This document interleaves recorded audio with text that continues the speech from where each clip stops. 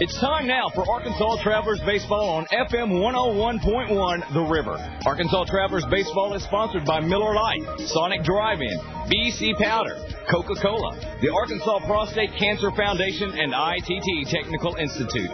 And now for the ITT Technical Institute pregame show, let's go to the ballpark with Phil Elson.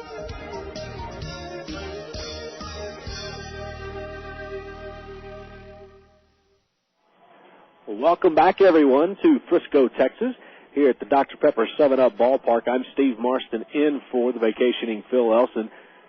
And the rain delay is just now 1 hour old. We were scheduled for a 6 o'clock first pitch here this afternoon, and we just didn't get it happening. A big thunderstorm, not really thunderstorms, but a lot of rains in the area due to Tropical Storm Gale that has been hitting the Texas coastline, moving its way north through Dallas all the way up to this area, which is about 50 miles north of Big D.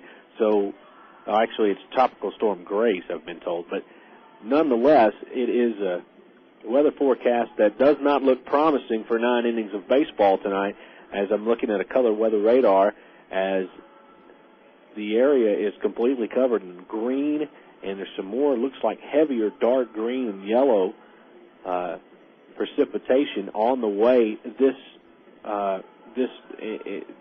way. So we'll see how long we're going to be able to play. They just removed the tarp from the playing field, and the rain, it's still a steady light drizzle coming down here in Frisco, and they've just determined they're going to try to get at least this ball game started. And the rules in baseball are that it's the home team's prerogative as to when the play will begin if a rain delay happens before first pitch. After the first pitch, it's in the hands of the umpires. So we'll see how everything shakes out here. The Travelers have just emerged from the clubhouse down the right field line, and they'll go through their sprints and their warm-up activities down the right field line. The Frisco RoughRiders are slowly starting to trickle out of their bullpen area and clubhouse down the left field line. So we're not too far away from baseball here, but it doesn't look promising for 9 full innings, as there's more weather on the way here in North Texas. But it is the final game for the Arkansas Travelers here in the 2003 season. They came onto this road trip on August the 20th, only needed 10 more, or a 12-game road trip, only needing one game out of the Texas League Eastern Division, and they could not get it done. They gave it a long ride through the last week of the season, but they headed into Midland after going 3 out of 4 in El Paso, and they were promptly swept right out of town by the Rockhounds, losing 4 straight games. They come to Frisco, and they lose on Friday and Saturday nights, and officially were eliminated from the playoffs. And so last night's game meant nothing, and this afternoon's game means nothing. The Riders, they're just waiting on the playoffs to start. They were the winners in the Texas League first half, and they will begin play here at home against the winner of the game that's currently going on between Tulsa and Wichita. The winner of that ball game will be the Texas League Eastern Division champion for the second half of the season.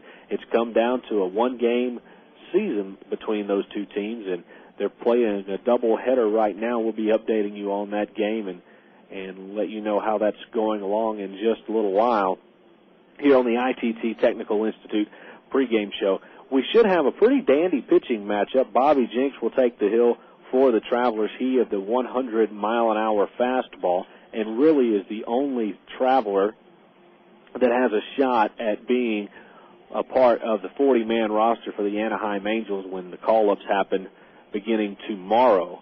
So we'll hope Bobby has good success here tonight, and that'll give the Angels front office a little bit more of an incentive to add him to the roster, because he is really a talented young man, just 22 years old, but coming off some reconstructive surgery where he's been very good here for the Travelers, especially of late, and we hope he has a fantastic start and a chance to make it to the big leagues before the end of the 2003 season for the Anaheim Angels. Frankie Francisco is the kid's name, who will oppose Bobby tonight. We saw him pitch against the Travelers at Ray Winder Field back the last time that Frisco was in town. Let me pull that up real quick. That was on August the 1st. Francisco pitched six full innings, gave up 3 runs to the Travelers in a game that Arkansas lost to Frisco 5-4. It was the debut of Irvin Santana, you might remember, the Travs' 19-year-old sensation. And Irvin pitched well that night too, but Francisco has just pitched one time against the Travelers, and he did not factor in the decision, but kept his team in the ball game throughout. So it should be a fun night here of baseball. But again, the weather is threatening. It doesn't look like there's a very good opportunity to get all 9 innings in tonight, but we'll see. They're going to try to get it started at least, and we'll come back. We'll tell you about the games going on in the Texas League, especially that one in Wichita where the Texas League Eastern Division Championship is on the line between the Tulsa Drillers and the Wichita Wranglers. Wichita won Game 1 of that doubleheader, which pulled them to within a 1-game deficit of Tulsa. And then we'll let you know how the second half of that doubleheader came out, as the winner will take on these Frisco RoughRiders in the Texas League Eastern Division Championship beginning on Tuesday. So stay with us. We'll return. This is the ITT Technical Institute pregame show here on the Travs flagship, FM 101.1 The River. The best part of a convenience store is convenience. Double B's Exxon wants to make your trip to our stores as convenient as possible. That's why we featured Speed Pass at our Exxon location. Speed Pass is the easiest, most efficient method of payment at the pump, available exclusively at Exxon. Of course, Double B's Exxon features all sorts of ice-cold beverages and snacks. Double B's Exxon, locations at Greater Little Rock, are the places to pick up your Tuesday and Wednesday Travs family night discount tickets. And be sure to listen to the Double B's Double Play all season long. Double B's Exxon. Gas it, grab it, and go!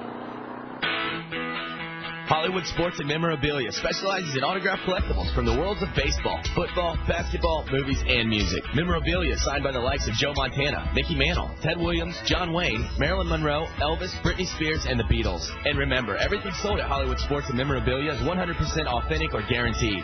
It's all at Hollywood Sports and Memorabilia at the intersection of Rainwood Drive and Green Mountain. Give them a call at 219-0003 for Hollywood Sports and Memorabilia.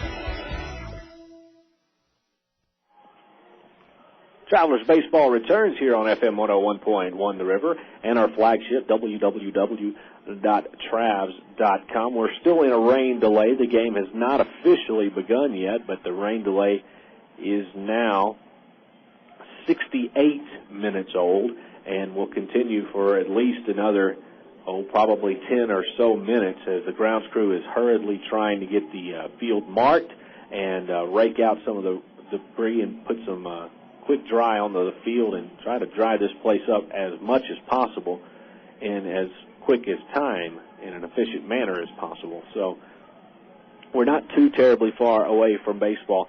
Earlier today, the Tulsa Drillers and the Wichita Wranglers were playing in a doubleheader to finish up this season because they were rained out last night, and the Drillers came into this doubleheader with a 2-game lead. All they had to do was win one of these last 2 games against Wichita, and they would go to the Texas League championship game. So it came down to the first game of the doubleheader, which, of course, is only 7 innings. Eric Thompson against Scott Doman were the relief pitchers in that ball game. It was Wichita getting 1 run to open the game in the bottom of the first inning, and that was the way the score remained until the 5th, when Tulsa got a tally on the board, and then we were tied going into the 7th inning, and coming up with the bottom of the 7th inning, an RBI single by the Wichita Wranglers wins them their first game 1-0 over the Tulsa Drillers. So at the end of that ball game, they moved to the second game about 30 or 35 minutes later, with Wichita just one game back from a tie, and Wichita owning the tiebreaker over the Tulsa Drillers. Started the ball game, and it is now a final. In 7 innings, the Wichita Wranglers have swept the Tulsa Drillers and will play the Frisco RoughRiders here in the first half of the Texas League Eastern Division Championship, as Wichita got a run in the second and 3 more in the 5th inning to win the ball game over Tulsa by a score of 4-2. You talk about how disappointing the season was for Arkansas and the chances they had coming into the final week of the season and letting it get away. How about being a Tulsa Driller fan?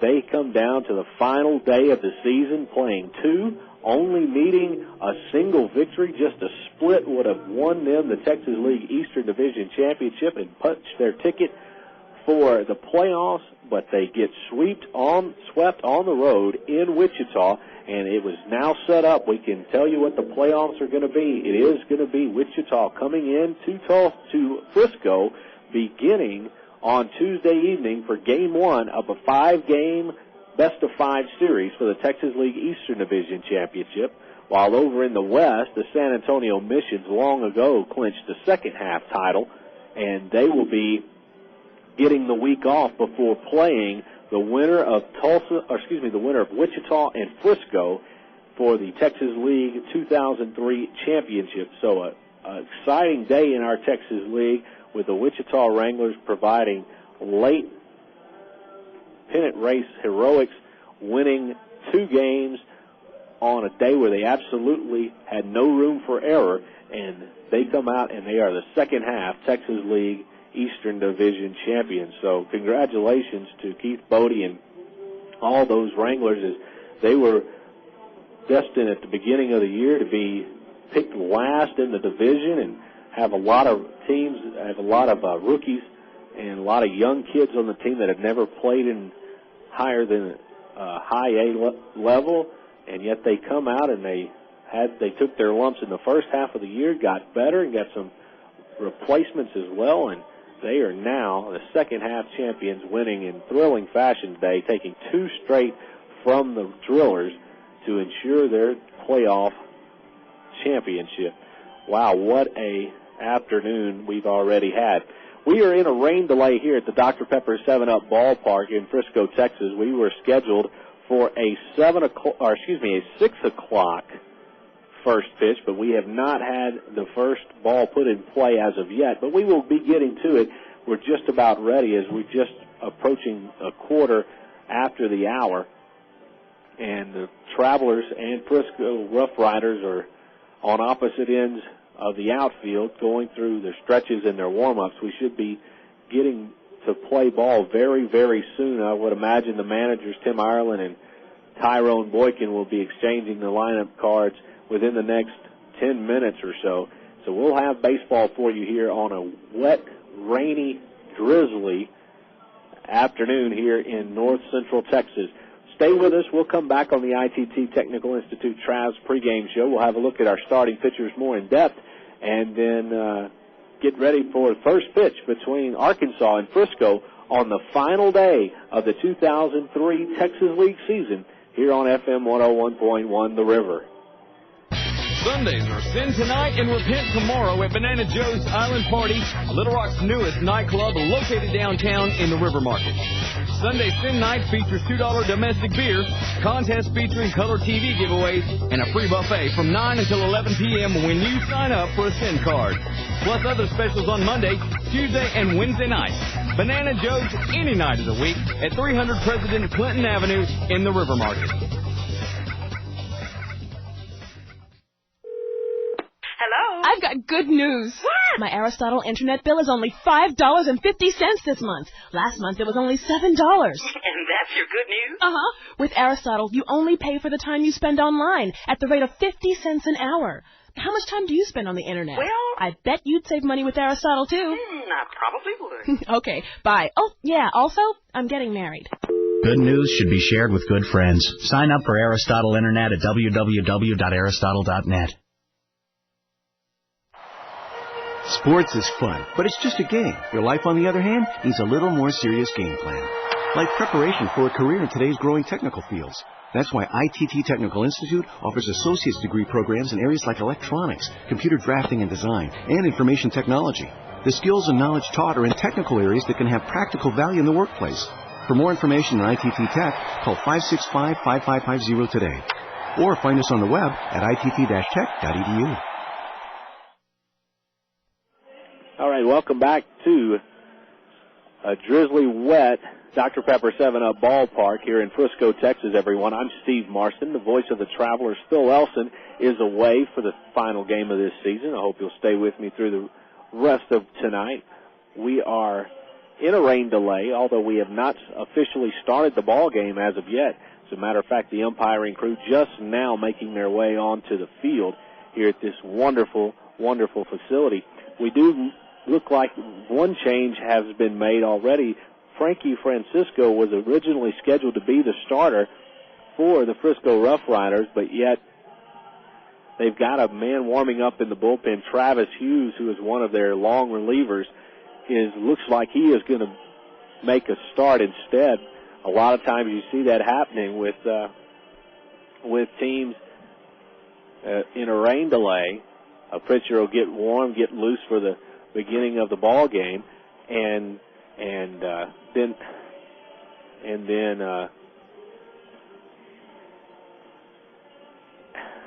then because of not wanting to wear out his arm, and especially in a situation like this, you get him loosened up, and then he gets cold, and you don't want to try to loosen him up again. He gets to messing with these kids' arms, and they don't want to do that. So it looks like a spot start is going to be made instead, and here by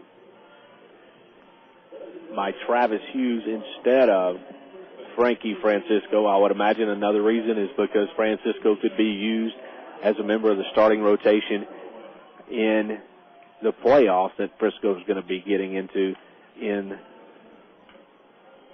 on Tuesday. But let's go ahead and tell you about the Trav starter. It will be Bobby Jenks. He's also loosening up down the right field line for Arkansas. Bobby comes in with a record of 7-2, a minuscule 2.11 ERA. This will be his 16th start, and these numbers are pretty impressive. His strikeout to walk ratio at this level is better than 2-1. He's walked 50 and struck out 101. So that's an impressive number. He can really get the baseball to the plate, at times hitting the clock at 100 miles an hour.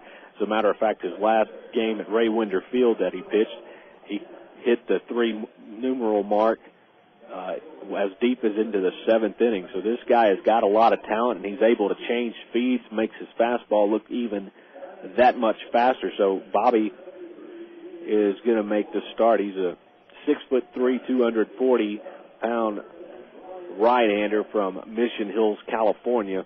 Now makes his home in the state of Washington.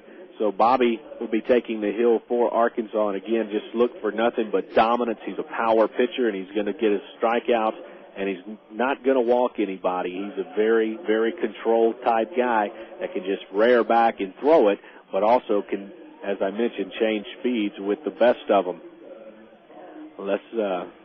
Let's give you some numbers on the new pitcher that is going to work for the RoughRiders. That's Travis Hughes. As soon as we get some information here, get this website to update it for us, we'll let you know about Travis. We do know that he has faced the Travelers before, as coming in out of the bullpen for manager Tim Ireland.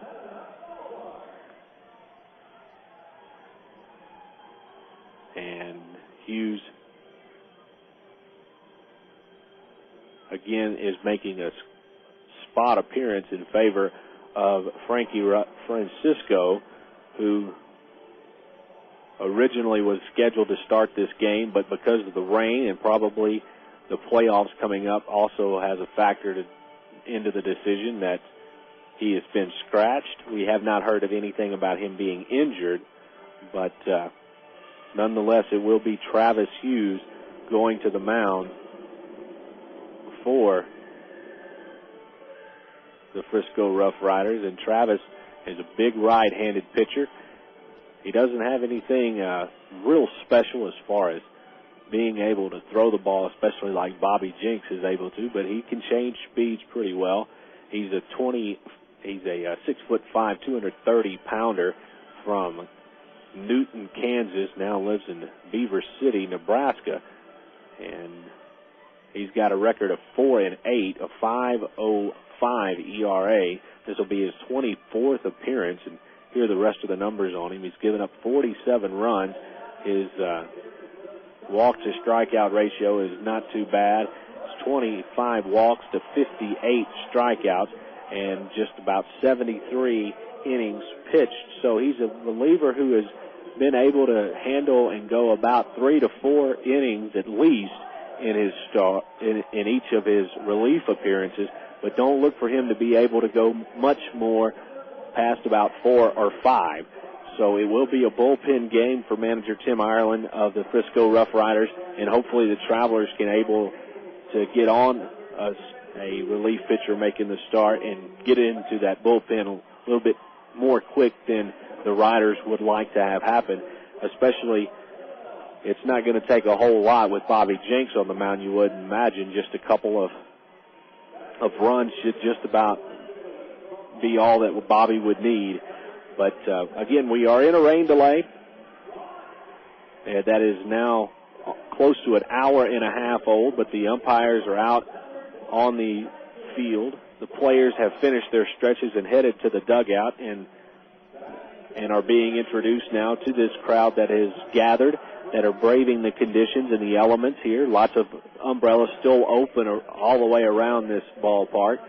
Still a drizzle that has been coming down for, I would imagine, the last hour to hour and a half. That are actually better than that, more than 2 hours, is when they first pulled the tarp over about right around 5:30 before the 6 o'clock start is when the rains really came, and there's more rains on the way as the tropical storm Grace is pounding the south central Texas area, and all that storm is moving up this way into the Dallas area, which we are in. And more rains are on the way, but they are going to try to get this ball game in. We'll take another quick break on the ITT Technical Institute pregame show. We'll come back with the starting lineups and the opening pitch of the last game of the 2003 season between your Arkansas Travelers and the Frisco RoughRiders here on FM 101.1 The River. When Mac told me about BC Powder, I had no idea it would start a 20-year friendship. Yeah, I remember Tim laying on the locker room floor. It was my first televised wrestling match. You were the referee. A lot of help you were. I got tossed in the third row of seats. Yeah, now that's a BC moment. My back was sore, neck was sore, shoulder was hurt, and you said, here, kid, here's a BC. Yeah, BC works quick. It'll get you back on your feet to do it all over again. BC is the best-kept secret in wrestling. Not anymore. BC Powder. Share the relief. Use as directed. It's toaster time anytime this month at Sonic, because Sonic offers their full menu all day. Choose from our chicken club toaster sandwich, our bacon cheddar burger toaster, or our 3 breakfast toaster sandwiches, made with egg, cheese, and your choice of sausage, bacon, or ham. All on thick, delicious Texas toast and made after you order it. So now when you drive into Sonic, you can get a toaster sandwich for breakfast, lunch, or dinner. Whatever you want, whenever you want. Only at Sonic. Meet Bob, the carpenter. He's smart, he's a pro, and he wants the best for his family. What does he do? Join the union. Bob knows that a union carpenter maximizes his earning power, gets family insurance, and a pension plan he can count on. Plus, a union carpenter has access to union training, learning new skills, and advancing his career. Carpenters, pile drivers, floor layers, and millwrights. Join now and start enjoying the benefits.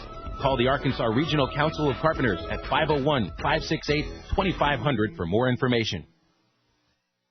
The following conversation is real. It took place on February 20th, 2003 between an OnStar advisor and a subscriber. OnStar Center, this is LJ. How can I help you? Hi, I just want to come to my car and it's not there. Okay, I'm sorry to hear that. I'll do what I can to get squared away here. Can I get your home phone number, please? 914. When you have OnStar, you and your passengers aren't the only ones kept safe. Your vehicle is also safer, because if it's stolen, you can just call OnStar. We'll pinpoint the vehicle's location and help police track it down. 911, what is your emergency? I'd like to report a vehicle stolen. Okay, where is he at? The vehicle is on Summer Place. It is still moving. If you're already an OnStar subscriber, it's easy to maintain the safety and security you already enjoy for only $16.95 a month. Simply press the blue OnStar button and tell the advisor you'd like to renew. To learn more, visit OnStar.com. You found it? Yep, and we found 4 others. Good deal. Yeah, they got guys. They got a whole ring over there. Okay, I'm so glad. OnStar, always there, always ready. The Rough Riders have taken the field, and starter right-handed Travis Hughes is on the mound going through his warm-up tosses. Folks, remember, expansion of the Internet continues throughout the country, and talented web developers are needed. You can get all the education to be a part of this growing industry by logging on to ITT Technical Institute's website at www.itt-tech.edu to learn more about how you can get your foot in the door as far as web developing and computer-based technologies industry goes.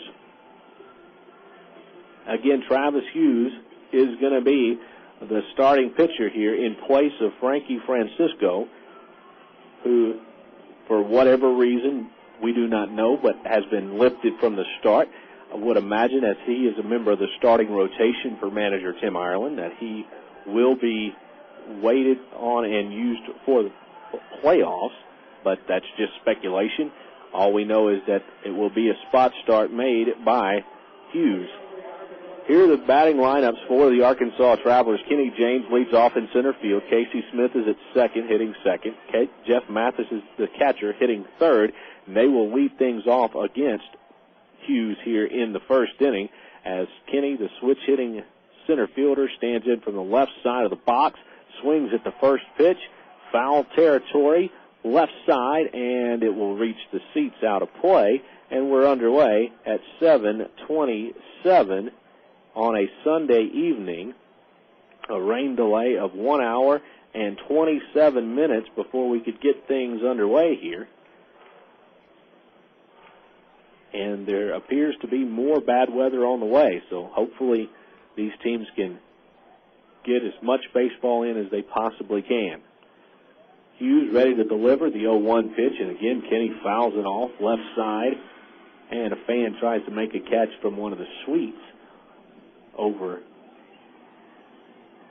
behind the first base or third base side and cannot come up with a catch. So Kenny is down in the count, 0-2. Hughes from the windup delivers a bit inside, wastes the pitch. Ball 1.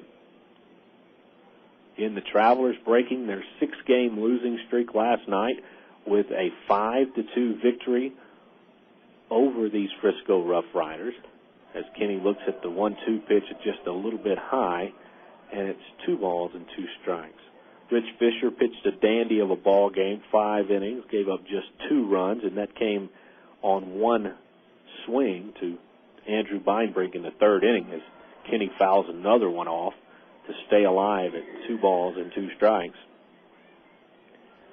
That one mistake pitch were the only 2 runs that Frisco was able to score last night. Brian Rogers and Mark Kroon combined for 4 innings of shutout ball to give the Travelers a victory as Kenny sends another one toward the seats. This will be in the seats just above the Frisco bullpen down the left field line out of play. So Kenny doing what leadoff hitters should do, and that's make the pitcher work here in this first at-bat. 2 balls, 2 strikes. Hughes misses inside, and it's gone full. Kenny has done a very good job here in this at-bat of battling back from down 2 strikes to a full count payoff. Here it is, and he goes the other way with it to left field. Little soft line drive that'll hang up for Jason Botts, and Botts retires James, but a fine at-bat for Kenny. He battles Hughes for a great length of time before finally succumbing. Now Casey Smith will stand in. Casey 0 for his last 7 in this ball game, or in this series. He stands in with nobody on and one man out here in the top of the first inning. First pitch to him misses high and away for ball 1. Hughes ready to work quickly again to the native from Ashford, Alabama. And misses outside, and he's fallen behind Smith. 2 balls and no strikes. We'll give you the defensive out alignment for Frisco in just a moment as Hughes misses, or no, I beg your pardon, gets a inside pitch called strike 1 to get back in the count. Left to right in the outfield, it's Jason Botts, Patrick Boyd, and Ryan Fleming for Frisco. The 2-1 pitch. Poured in there, strike 2 called, and the count is even on Smith. Third to first on the infield is Andrew Beinbrink, Drew Meyer, Joe Espada, and Todd Minsick. Catching for the Rough Riders is Jeff Smith, as Hughes misses away again. It's 3 balls and 2 strikes. So Casey himself will wait a payoff pitch, and it's low in the dirt, ball 4. So Hughes has had to go the distance against the first 2 Trav hitters. He got James to fly out pretty weakly to left, but loses Casey Smith to a 1-out walk. Now, the star of last night's game for the Travelers, Jeff Mathis, stands in. Mathis homered his first time up last night. Also had a double and a run scored to go along with that solo home run. First pitch is down low, ball 1. Just underway from Frisco after a nearly 90-minute rain delay between the Rough Riders and your Travelers. 1 ball pitch is foul to the screen. Good cut by Mathis, but just mistimed it a bit, and the count is 1 ball and 1 strike. Frisco looking to finish up winning 4 of the last 5 ball games if they can post a victory here this afternoon. 1 ball and 1 strike. The pitch from the stretch is fouled away. Good piece of hitting by Mathis to spoil the borderline pitch on the outside part of the plate. 1 ball and 2 strikes. Frisco, would like to win this game to give them a positive feeling heading into the Texas League Eastern Division Series against Wichita on Tuesday. A quick throw to first base chases Smith back. Standing up. Pretty nice crowd on hand here despite the weather conditions. Again, a lot of umbrellas open in the grandstand area as Mathis looks at the pitch high, and it's 2-2.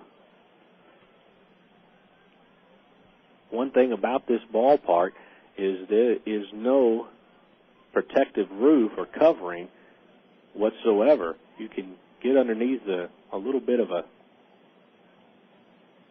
roof underneath that holds up the second level suites, but that's about it. This is a very much open air park.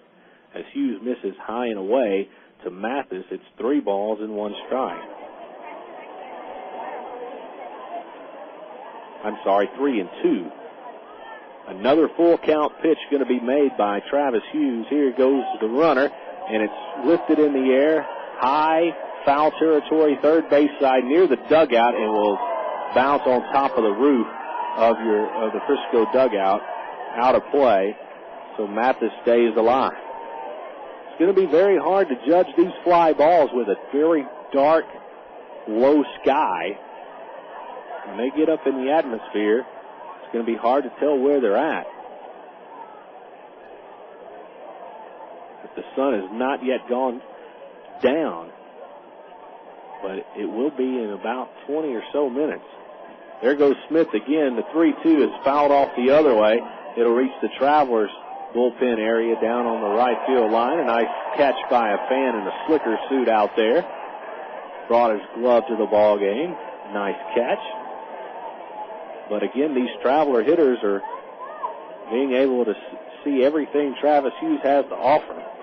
3 straight batters have forced him to make full count pitches. There goes Smith again, and Mathis gets under this one, lifts it high to center field. Shallow coming in, still coming in, almost to second base is Patrick Boyd before he finally runs down the high pop fly.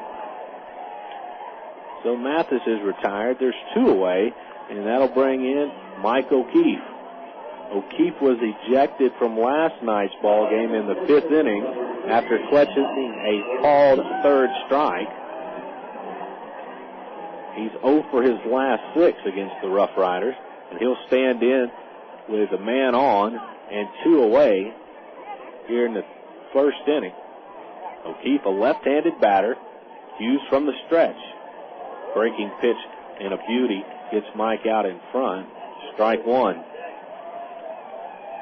Trav's third baseman, Junior Zamora, would hit next if O'Keefe can keep the inning alive. 1 strike and nothing. The pitch, a little tapper toward the right side of the infield. Nice play by Espada. He'll flip to first for the out, and the Travs go down in order, 1, 2, 3, with a walk sandwiched in there as well. Nothing across and a man left at the end of a half inning. It's Travelers nothing, and Frisco coming to bat on the river. Hello, Dental Group. Ms. Cole? Sounds like a nasty toothache. Aren't you on vacation? Camping. Well, for temporary relief until you see the dentist, get Maximum Strength Ambisol. Ambisol? The same pain reliever in the same strength the dentist rubs on gums to start relieving pain on contact. Oh, really? You can't get stronger pain relief without a prescription. Use only as directed. Ambisol? Yes, Miss Cole. Maximum Strength Ambisol. Dentist strong, so the pain is gone. Hey, what's up? This is Lala, and welcome to Coke FM, bringing you the hottest new sound. The real can be bought and sold, taught and sold. The boy tried to keep it, but he lost his soul. On the road to the riches, he lost control. About the eye of the needle, I was off his soul. If you stand for nothing, you're far from gold. In your actions, all is sold.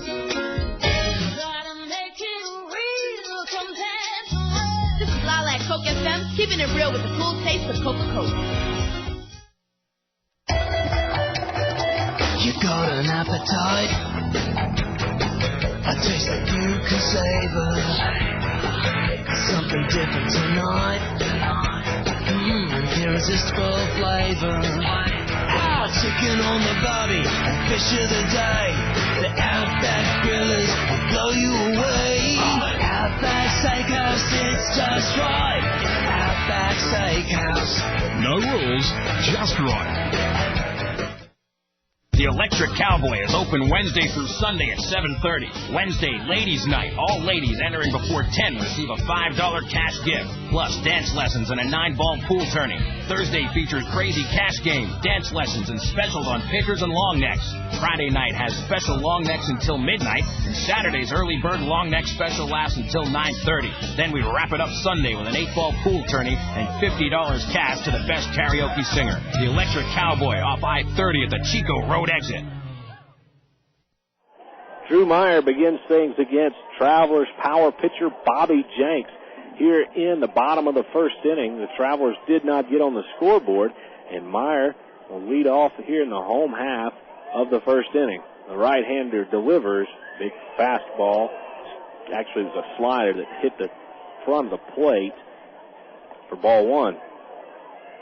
It'll be Meyer, Andrew Beinbrink, and Jeff Smith, the first 3 to hit against the Travs flamethrower. 1-0. Jenks delivers. That one's called strike 1. Drew Meyer, the shortstop, left-handed bat, was 1 for 4 last night with a single and a walk. The 1-1 pitch fit inside. 2 balls and 1 strike. Bobby looks in, gets his sign, and delivers to the plate. Hit up the middle, a base hit to begin the ball game for Frisco. The outfield had Meyer shaded toward left field to go the other way, and That's exactly where he hit it, just to the left of second base. Kenny James was in the perfect spot to field the ground ball, but goes as the leadoff base hit off of Jinx. And this would be one area where Bobby has a little bit of trouble, and that's holding runners on. Power pitchers usually don't get a lot of base runners, so they don't tend to have a good pickoff move, and same can be said for Jinx. Meyer gets his lead, and Jinx from the stretch delivers an off-speed pitch, poured in for strike one to Beinbrink. Beinbrink hit the two-run home run last night for Frisco that accounted for their only runs of the night. Jinx with the sign from the set position deals, and it's downstairs. 1 ball and 1 strike. Travelers hoping to win their 71st game of the season and avoid finishing at the 500 mark. Although at the beginning of the season, we probably would have taken that in a heartbeat. 1 ball and 1 strike, fouled away. Good pitch in on the hands of Beinbrink. And Bobby's got him set up for his first strikeout. 1 ball and 2 strikes. Right-handed hit at Beinbrink. Fine glove over at third base. Stands deep in the box as Bobby comes with the 1-2. The pitch. An off-speed pitch that Beinbrink had the weight on and just barely makes contact. He had all of his weight out on his front foot as he swung the bat, expecting a fastball, no doubt. 1-2 will do it again. Beinbrink gets back in the box. Jinx bends at the waist, twirling the ball behind his back. Now comes set. 1 ball and 2 strikes. The pitch. Skips in the dirt and gets back to the screen. Looks like he's trying to throw the slider a bit too hard, gripping the pitch too tightly. And it'll be a wild pitch, and Drew Meyer cruises into second base very easily. Now, if Beinbrink can come through with a base hit, he'll get the first RBI of the game. 2 balls and 2 strikes. Jinx looks at the runner. Now from the set position to the plate, reached out and fouled by Beinbrink. Tried to go on the outer black of the plate, and Beinbrink just able to get the bat head on the ball to stay alive. 2 balls, 2 strikes. A man at second base and nobody out here in the first inning. Off-speed pitch called. Strike 3, and Beinbrink is gone. Beautiful pitch on the inner part of the plate. It buckled Beinbrink's knees. He didn't know what to do with it, and that's the first strikeout of the night for Bobby Jinx. Strikeout number 102 on the season for Bobby. Trails only Rich Fisher in that category, although Bobby missed more than 2 months of playing time with the injury. Now the next hitter is Jeff Smith. He stands in from the right side, and Bobby again puts a pitch in on his hands, and he fouls away. Strike 1. That's when Bobby's at his best. He can break that slider off to the left-handed hitters like Smith in on the hands and blow a fastball by you, or he can change speeds as well. He's a quality pitcher out on the hill. 0-1. Smith with an open stance from the left side. Looks at the pitch downstairs. 2 balls and 1 strike. Meyer led off the inning with a single. He was wild pitched to second base. And Jinx struck out Beinbrink. Now is 1 ball and 1 strike on Jeff Smith. Todd Minsick will hit next in the Rider lineup. And now Smith takes a little time to step out of the box. Travelers in their gray uniforms with the red script Travelers across the chest. So Frisco in their home white uniforms. Bobby looks at his runner at second base, now comes to the plate. In on the hands, it's lifted in the air, shallow center field.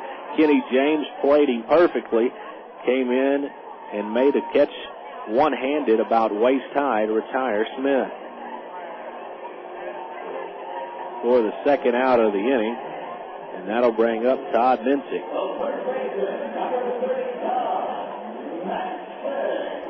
Minsick did not play last night in this series. He comes in with a .212 batting average, 3 home runs, and 14 RBI. 1 man on and 2 out here in the bottom of the first inning. No score as of yet in the ball game.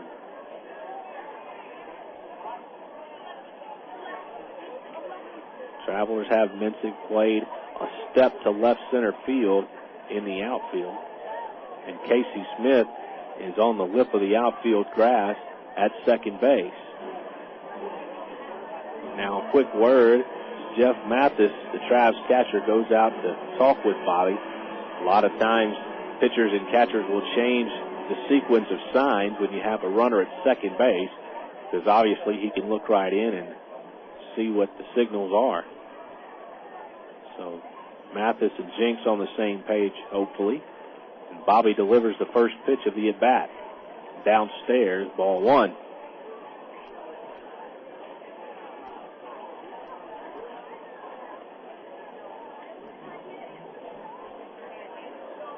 Bobby, again, not paying a whole lot of attention to the base runner at second, which is Meyer. Delivers a fastball on the outside part of the plate. That's fouled to the screen by Minsick. Strike 1. Travelers trying to finish the season on a positive note. They can win their last 2 after losing their previous 6. I think that'll be somewhat of a consolation to this team. 1-1. Again, Meyer takes a short lead at second base. Jinks delivers. And this is away just barely. 2 balls and 1 strike.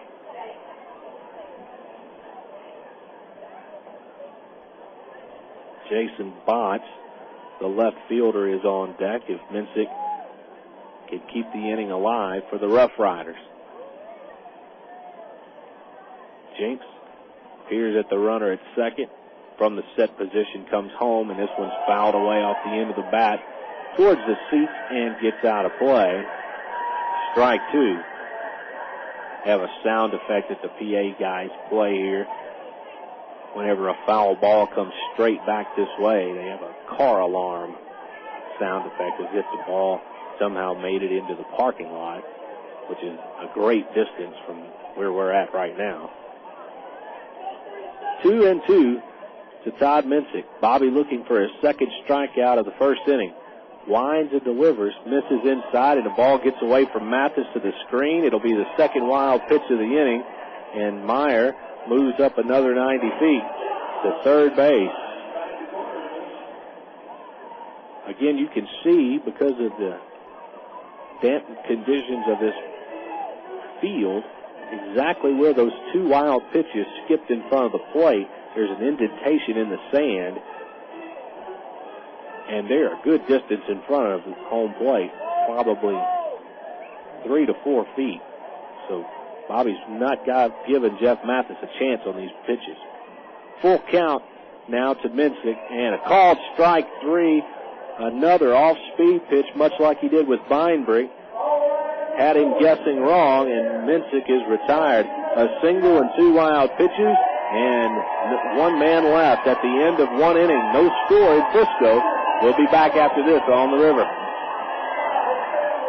If you spend up to 1/3 of your life in bed, shouldn't you make it as comfortable as possible? Yet most people spend night after night tossing and turning. But what if you could toss and turn less and sleep better? Guaranteed. You can with Tempur-Pedic's Swedish mattress. Call for a free sample at 1-800-942-1122 and feel this amazing material for yourself. The Tempur-Pedic bed reduces the pressure points that can make you toss and turn. You're guaranteed to sleep more soundly, wake up more energized. Even if you have back or neck problems, Tempur-Pedic offers unprecedented relief. That's why over 25,000 medical professionals worldwide recommend it to their patients. But you should feel it for yourself. Call 1-800-942-1122 for a free sample of the Tempur material plus a free Better Sleep video. You spend up to a third of your life in bed. Get the best rest you can. Call Tempur-Pedic now. 1-800-942-1122. That's 1-800-942-1122. Tractor trailer accident, Gary Eubanks and Associates. Tractor trailer injury, Gary Eubanks and Associates. Tractor trailer investigation, Gary Eubanks and Associates. Tractor trailer settlement, Gary Eubanks and Associates. Tractor trailer litigation experience, Gary Eubanks and Associates. At Gary Eubanks and Associates, an experienced trial lawyer will handle your tractor trailer case. And as always, we'll win your case, or you don't owe us a dime.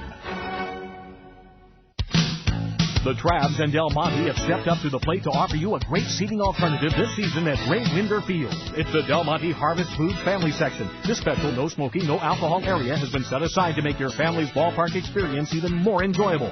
So when you buy your Trabs tickets, ask for the Del Monte Harvest Food Family Section. Del Monte Vegetables, simple mealtime solutions that will have you saying, hey, I can do that. Look for Del Monte Vegetables at your local Harvest Foods. Harvest Foods, an Arkansas company serving Arkansans. No score as we move into the second inning. Travelers on the road here in Frisco against the RoughRiders. Arkansas will have Junior Zamora, Brian Speck, and Nick Gorneau scheduled to hit in this second inning of play. Texas League Eastern Division Series has been set, if you have not heard. The Wichita Wranglers coming into the day against the first place Tulsa Drillers, trailed by 2 games, having to play a doubleheader against those Drillers. And all Tulsa had to do was defeat Wichita one time. They could not do it. And Wichita is the second half champions as Junior Zamora swings and misses on the first pitch delivered by Hughes, strike one. And we're underway in the second inning. Actually, that's a new pitcher out there. Eric Burke, a left-hander, has taken the mound, so you see manager Tim Ireland at work. He's got another man warming in the bullpen now. I wonder if we're going to have a pitcher every inning make their way out for the guys in white. We'll see. So Hughes goes 1 inning, doesn't give up a run or a hit. Walked one man and didn't strike anybody out, and his night is done. Zamora looks at the 1-2 pitch as the check swing and the appeal to first base. Nothing doing, says Rodney Galloway. He's over at first. Todd Titchener, the crew chief, is behind the plate, and Angel Campos down at third base, the umpiring crew. 2-2, and Junior just barely makes contact with a fastball coming his way.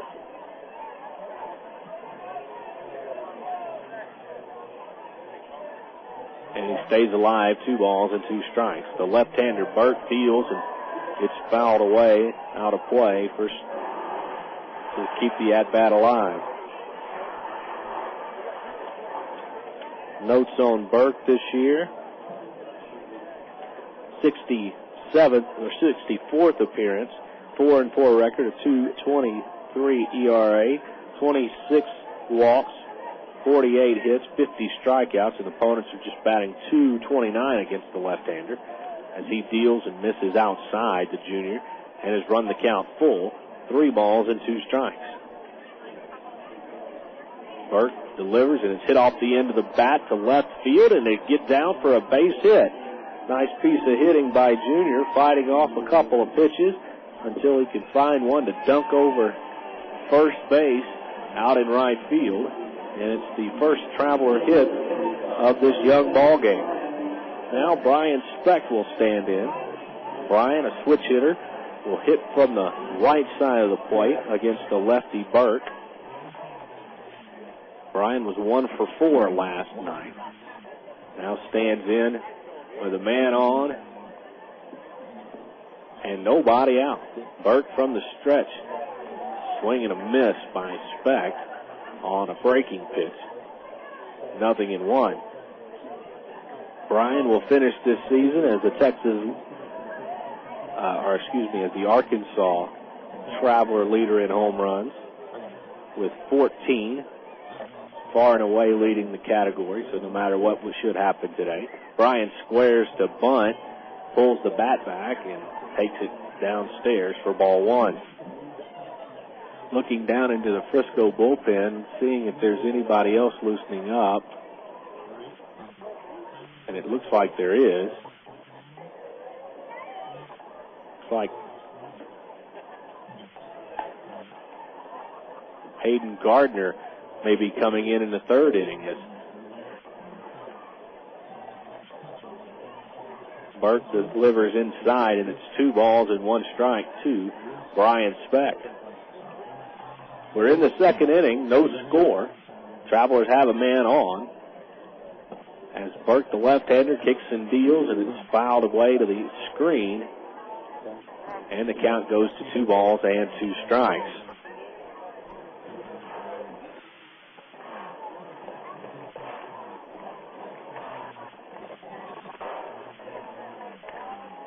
This game played under a threat of rain. It's been raining most of the afternoon here in Frisco. It's slacked up just a bit to allow this game to get started. As again, Speck fouls a pitch to the screen to stay alive.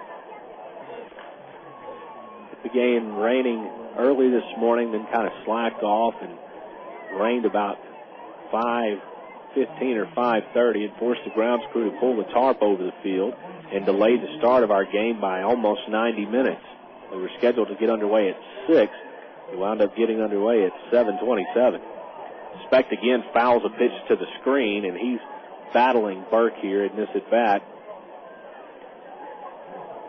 Tooth and nail. It's 2 balls and 2 strikes to count.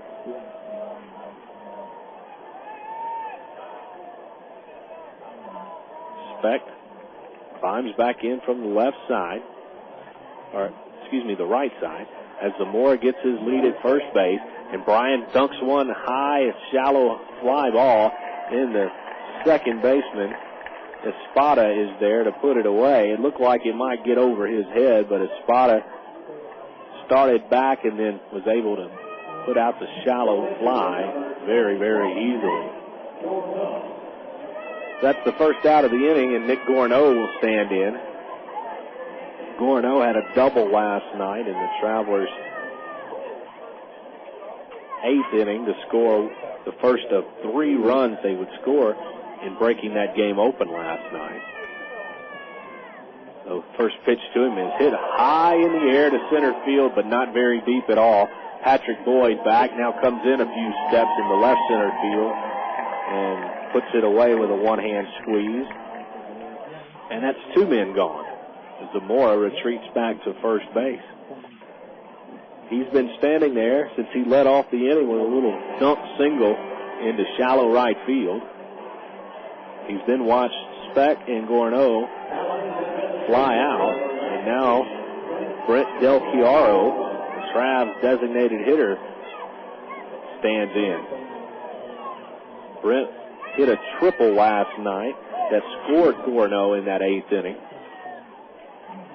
And he stands in to face the left-hander Eric Burke. First to throw over to first base, and the runner easily back. Del Chiaro also reached on an error in the 6th inning last night. He awaits the first pitch from Burke, high and tight with a fastball. 1 ball and no strikes. Travelers' next home game at Ray Winder Field in Little Rock next April the 18th. It'll be a Sunday afternoon affair with the Wichita Wranglers beginning at 3 o'clock. A 1-ball pitch inside, ball 2. So it should be a lot of fun that afternoon after what will be no doubt a long winter for baseball fans. Be good to already think about springtime, and that always means baseball at Ray Winder Field. 2-ball pitch is taken high, ball 3, and Del Chiaro in the driver's seat right here. You would imagine he would have the take sign on all the way and make Burt pitch to him. 3-0 downstairs, but at the knees, strike one. So it looks like it's going to be a pitcher every inning for Frisco. They continue to warm up a different body every inning as Burt again throws over to first base and the runner back. Frankie Francisco was originally scheduled to start this game. He was scratched for Travis Hughes, who went the first inning just allowing a walk to Casey Smith. 3-1 to Dell, and it's fouled away first base side, and the count is moved full on the Travelers' designated hitter. Hayden Gardner has been loosening up and continues to throw down the left field line. We'll see him more than likely in the third inning. Zamora, the runner at first base, 3-2. There he goes downstairs to Del Chiaro, and he walks for the second as the second Traveler batter to do so. The first walk given up by Burke. And the Travs have a little something going here with 2 outs in this second inning. Carlos Duncan, the number 9 hitter in the order, who is 1 for 8 in his last 9 at-bats against Rider pitching, will stand in. And here's a situation where Carlos has struggled a lot, especially recently. He's really struggled all year, but it's been noticeable recently where an opportunity to drive in runs, and he gets happy up at the plate and swings at just about everything. Burt delivers the first pitch, and it's hit on the ground up the hole on the shortstop side of the bag to third base, and sliding in with the first run is Junior Zamora. So there's Carlos Duncan hitting one into the hole at shortstop. It's an RBI single for Dunk, and Zamora scores all the way from first base for the first run of the night. Nice piece of hitting by Carlos. Just took exactly what Burt gave him and was able to put the ball in between Beinbrink at third and Meyer at short. And Zamora scored without a play. 1-0 Travelers, and the lineup card turns over for Kenny James. 2 men on and 2 away for the Travs. Del Chiaro at second, Duncan at first, and now catcher Jeff Smith will go out and talk with Eric Burt quickly, and now Joe Espada will come in as well from second base to make sure he's in on the conversation and gets the signs straight. A lot of rain in the area, as I mentioned before. Tropical Storm Grace, the remnants of it making its way through the inland part of this great state of Texas, and is really hitting the Tyler area, which is southeast of here, pretty hard as Kenny James stands in and swings and fouls the first pitch away for strike one. Kenny, 0 for 1 so far tonight. He flied out to to Botts in left field in the first inning.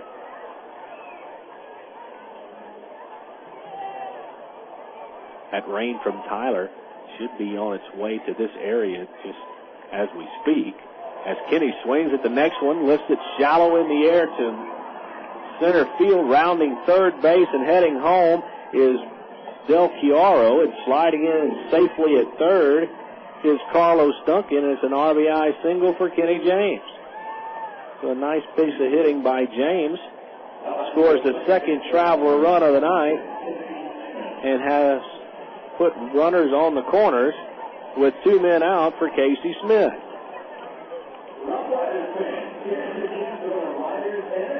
So things not going as well as to be expected for the RoughRiders right here.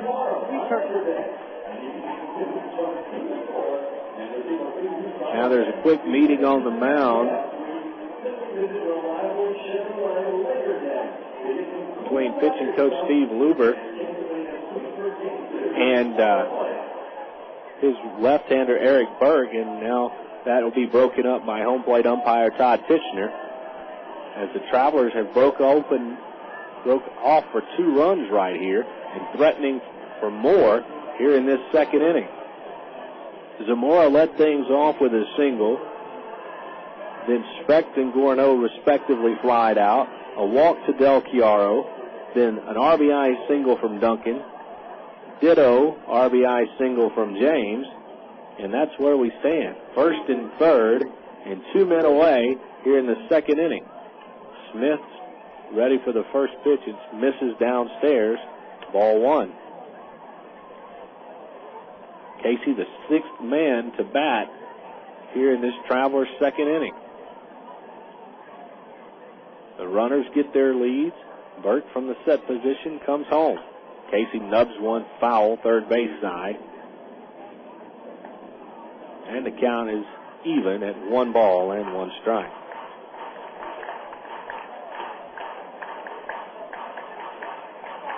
Manager Tim Ireland wanting to bring in Hayden Gardner from the bullpen to pitch the third inning. If the Travs continue to hit Eric Burke, it'll be in before that. The lefty kicks and deals and gets a called strike on the outer third of the plate. And Casey Smith now will have to protect home plate with a count of 1 ball and 2 strikes on it. Duncan the runner at third. James the runner at first. 2 men away, and Casey Smith awaits a 1 ball, 2 strike pitch. Burke the lefty instead throws to first, trying to see if James is going to get a head start running with the pitch with 2 out. But nothing to it.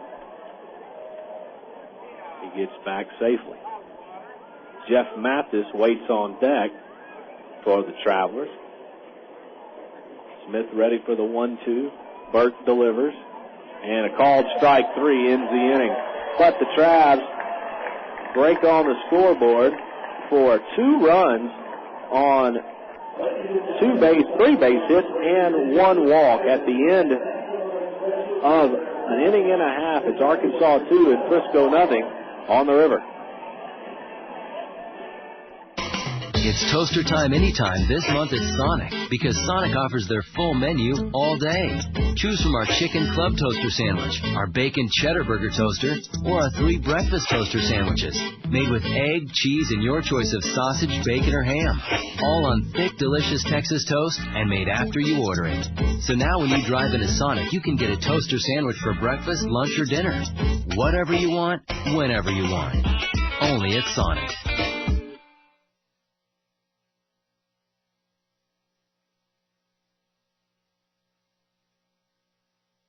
Fans, if you haven't been to an Arkansas Travelers game lately, you don't know what you're missing.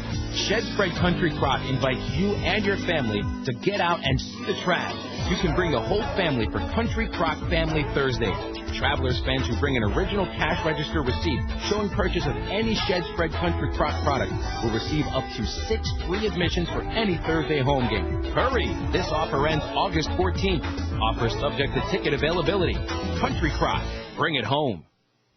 Good morning. Good morning. Welcome to this focus group. What a lovely bunch. Are you sure they can't see us behind this window? There's a mirror on the other side, genius. Hey, chill out. What, are you nervous or something? No, everybody loves us. We're the phone company. Now, tell me, which directory do you use? Yellow Book or the other book? Yellow Book. Yellow Book. And you, miss? Yellow Book. That's where I found my plastic surgeon. They're picking the wrong book. What if Yellow Book starts to advertise? More people choose Yellow Book, not the other book. Call 1-800-YB-YELLOW. Horse owners, mosquito season is here. Billions of mosquitoes are putting horses at risk for deadly West Nile virus. Last year, over 14,000 equine cases of West Nile were reported. 1 in 3 clinically affected horses will die. Can you afford to leave them unprotected? Ask for the first choice and proven protection, West Nile Innovator Vaccine. It's preferred by veterinarians and trusted by horse owners coast to coast, with millions of doses safely given. Ask your veterinarian for West Nile Innovator Vaccine from Fort Dodge Animal Health. Bobby Jinks ready to begin the second inning against Jason Botts. The first pitch is a strike on the inner third of the plate, and we're underway. Travelers lead 2-0 after RBI singles by Carlos Duncan and Kenny James. And Bobby delivers again, this time misses at the shoe tops, and the count is even at 1 ball and 1 strike. Travs with 2 runs on 3 hits in that inning, off of left-hander Eric Burke. Bobby delivers again, and this one's roped into right field, a solid base hit by Bott. No doubt about that one. And it's the second hit given up by Bobby tonight, and both of them have come to lead-off batters. Drew Meyer led off the first inning for Frisco with his single to center field. He then was wild pitched to second and third base after Jinks let 2 get away. But then Bobby was able to battle back and get the next 3 hitters, 2 of them on strikeouts. Now Patrick Boyd will stand in, left-handed batter. And Jinks from the stretch delivers a little bit high, ball 1. Boyd 0 for 4 last night. He struck out 2 times and comes in with a 197 batting average, 3 homers and 9 RBI. 1 ball and nothing. Jinks checks the runner now from the stretch, delivers way high and outside. 2 balls and no strikes. Again, Bobby doesn't have the greatest pickoff move in the world, but show me a power pitcher that does. 2 balls and no strikes, and he misses high to Boyd after giving up the single to Botts, and that'll bring Jeff Mathis out from behind the plate to make sure he and Bobby are on the same page and maybe just try to settle Bobby down a little bit. Now, it's no guarantee that Anaheim is going to call Bobby up for the September call-ups, but he's got the best shot of any traveler you would imagine. Anybody that can pitch the way Bobby can is going to get a shot. Can he be consistent with all of his pitches? That's a million-dollar question. As Bobby delivers and misses outside again to Patrick Boyd, and that's ball 4. The scoreboard had it wrong. They had him ahead in the count 2-0 when it was actually 3-0. And that pitch allows Bobby's first walk of the night. Now the RoughRiders threaten here. 2 men on and nobody out for Ryan Fleming.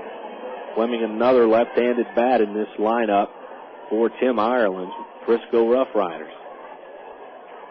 Travs infield play for the double play in the middle as the first pitch from Jinks is poured in, strike 1. Junior Zamora in on the grass at third base, ready to take away a sacrifice bunt opportunity from Fleming. But we'll see how the manager wants to play it. O'Keefe at normal depth behind the runner at first. Next pitch from Jinks is high, ball 1. So Bobby having trouble finding the strike zone here in this bottom of the second inning. Travs have a 2-0 lead, but that's in jeopardy right now. 1 ball and 1 strike. Bobby checks the runner. Now from the set position, and it's hit off the end of the bat, sliced into left field, a base hit. Everybody will be safe as the runner will be held at third base. That's Botts holding up there, and the bases are loaded for Will Smith. A single into right field by Fleming is the second hit of the inning, and the third consecutive man to reach base is Keith Comstock will come out and talk to the right-hander. No action in the Traveler bullpen as of yet, but that could change. So the sacks are filled with RoughRiders. Nobody out here in this inning. Botts led off with a single to right field. Boyd walks, and now Fleming with an other way base hit to left field. And the Travs lead is in jeopardy. Will Smith, the designated hitter, will now come to the plate. Smith has not had a tremendous year with the bat, just barely hitting over 200. He does have 4 home runs and 13 RBIs since joining the team. And all he's looking to do now is hit it somewhere in the outfield to score a run. First pitch to him from Jinks is downstairs. 1 ball and no strikes.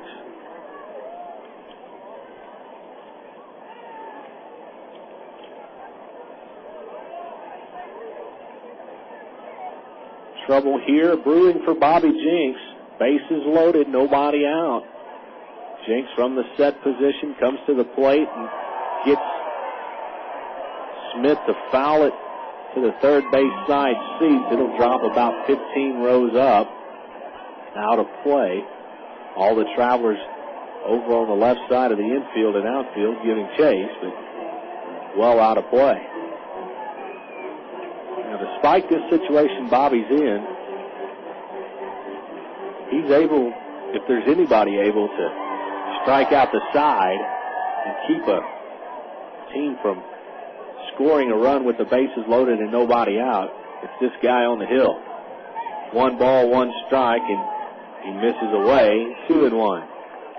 That's provided he can be consistent in the strike zone, which Bobby has not shown he could be here in this second inning. Nowhere to put Will Smith. The left-handed batter awaits the 2-1 pitch. Runners get their lead. Here it is, inside. And it's 3 balls and 1 strike. So now Smith really in the advantage here because Bobby has to bring something close. Not only on this pitch, but on the next one as well. 3 balls and a strike. The runners get their leads, and it's tapped on the ground toward the right side. It'll score a run. O'Keefe Fields flips to Jinks covering, and it'll go 3-1 on the putout. Gives Smith an RBI, and Frisco is on the board. It's now Arkansas 2 and the RoughRiders 1. Each runner moves up 90 feet. Patrick Boyd at third base now, and Ryan Fleming at second, as Patrick Boyd will stand in. I'm sorry. Boyd is the one who is at third base. Joe Espada stands in from the right side with the infield of the Travelers drawn in, here to cut down the possible tying run. All of them on the grass as the first pitch is made downstairs for ball 1. Travelers got 2 runs on 3 hits in the first inning. So far, the Riders, in the second inning, so far the Riders here in the bottom half have a single run on 3 hits. But Bobby trying to shut the door here. 1 ball and no strikes to count to Espada. He did not play last night. He comes into this contest batting .189 with no homers and a single RBI. But he has a chance to add to that total right here. Second and third, 1 out. Jinks delivers. Downstairs, ball 2.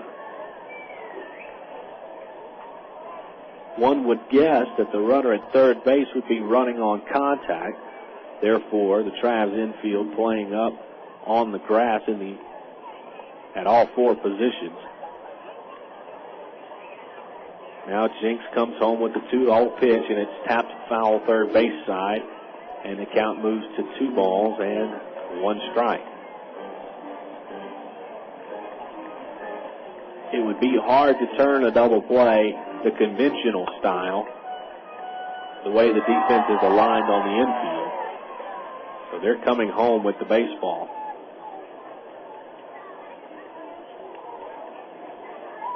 Boyd, the runner at third, Fleming at second base. 2 ball and 1 strike count to Espada. The pitch fouled away and out of play, first base side.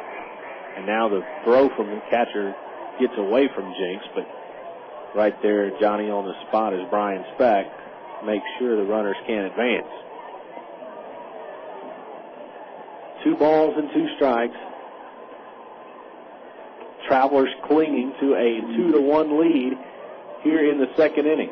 Thank you for being with us here on FM 101.1 The River and our flagship website at Travs.com. Bobby ready for the 2-2. Infield in. Runners get their lead. The pitch hit on the ground is short. They're coming home. Speck now got the man in a rundown between second and third. Mathis will run all the way and tag the runner, Patrick Boyd, for the second out of the inning. It'll be a fielder's choice that has scored 6-2. Nice play by Speck with him playing in on the grass, able to field the chop and made a good, strong throw to Mathis to retire Boyd. However, the play allows Espada to go all the way to second base. Ryan Fleming pulls in to take Boyd's place at third. So the situation is now the same, except the Travelers have 2 out. And that'll allow the defense to relax and play at their normal depth. Although Junior Zamora will play in on the grass as Drew Meyer stands in, thinking that Meyer may accidentally lay down a bunt here. As Bobby Jinks delivers the first pitch of the at-bat, ball 1. Meyer singled in the first inning, then was wild pitch to both second and third base, but stranded there after Bobby was able to record 2 strikeouts and a pop-up. That was in the first inning. Now the next pitch to Meyer skips in front of the plate. Nice stop by Mathis. And it's 2-0. Bobby so far has allowed just the 1 run in this inning. When considering the situation, you would have thought the Riders would be in for a big inning. 2 balls and no strike to Meyer. Hit off the end of the bat to third. Zamora fields at the line. Long throw to first, but a fine one by Junior. Retires the side. So Jinks does everything that could be expected. He does allow 1 run, but it could have been a whole lot worse. As we go to the third inning, it's 2-1 Travelers on the River. Miller time. It's time to tuck the sun in and give it a good night kiss. Miller time. It's time to put the 9 to 5 back on the shelf. Miller time. Time to wear the knife like a cape and break out the Miller Lite. It's time for real time at a place called Miller Time. Miller Lite, Miller Brewing Company, Milwaukee, Wisconsin. Live responsibly. It's toaster time anytime this month at Sonic, because Sonic offers their full menu all day. Choose from our chicken club toaster sandwich, our bacon cheddar burger toaster, or our 3 breakfast toaster sandwiches, made with egg, cheese, and your choice of sausage, bacon, or ham. All on thick, delicious Texas toast and made after you order it. So now when you drive into Sonic, you can get a toaster sandwich for breakfast, lunch, or dinner. Whatever you want, whenever you want. Only at Sonic.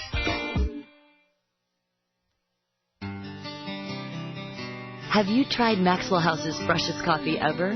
Today, Maxwell House, and only Maxwell House, comes with a unique Fresh Seal. Fresh Seal locks flavor and aroma in the coffee. To top it off, Maxwell House's easy open can lets you enjoy that fresh taste without a can opener. For freshness you can taste, choose Maxwell House. It's our freshest coffee ever, and a great way to make every day good to the last drop. The pitching carousel continues for the Frisco RoughRiders as we get ready for the third inning. And the third pitcher of the night for the guys in the white uniforms is Hayden Gardner. 33rd appearance for Hayden. 4-1 on the record, 4.59 ERA. He's given up, 61 hits, 24 walks, 29 strikeouts in 51 innings worth of work. Opponents are batting .296 against it, so that's kind of good news for the Travelers here as they cling to a 2-1 lead as we get ready for play here in the third inning. It'll be hitters 3, 4, and 5, the big boys in the Travelers lineup, as they batted 6 in that second inning. Oh, I'm sorry, 7. Scoring 2 runs off of Eric Berg as his night is done.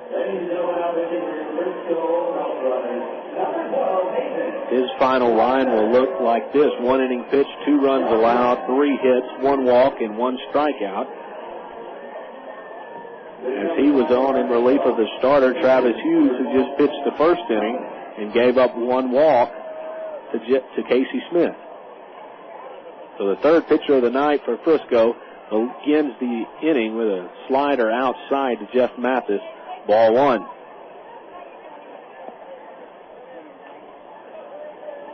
Gardner delivers again, and it's hit on the ground. A base hit in the right to a left field. That ball was weakly hit, but put in the right spot for Jeff Mathis. Good piece of hitting there. It looked like a pitch he was fooled on. He didn't get good wood on the ball, but it just bounced right in the perfect spot. It had eyes, you might say. As a few raindrops, I feel here in the press box with the windows open. We've had a lot of rain in the area, and hopefully we'll be able to get this game completed before the rains come again, because they are on the way from what the weather forecasts look like. Now Mike O'Keefe stands in from the left side. O'Keefe looks at the first pitch downstairs for ball 1. Mike rolled out to second base his first time up. Mathis is aboard at first base. Nobody out here in the Traveler third. Downstairs, and Mike's ahead in the count. 2 balls and no strikes. Travelers have had the last 2 leadoff hitters reach base.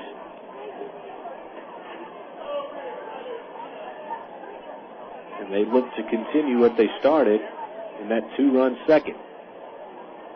Mathis gets a short lead. He's being held on by Minsick. O'Keefe swings and hits a ball on the ground to second. Could be 2. Out at second. The relay throw to first base is in time. 4, 6, 3. It's Spada to Meyer to Minsick.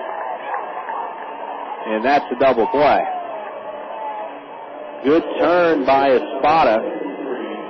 He fielded the ball and made a good sharp throw to the second base bag, and that was it. Fine play all the way around for the Riders. Now Junior Zamora to stand in with the bases clear, and now 2 men away.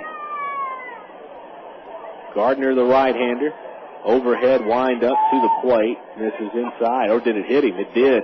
Home plate umpire Todd Tetchner immediately taps his own ankle, saying that the ball did hit Zamora. So Junior reaches for the second time tonight. He singled and scored the Travs' first run in back last inning.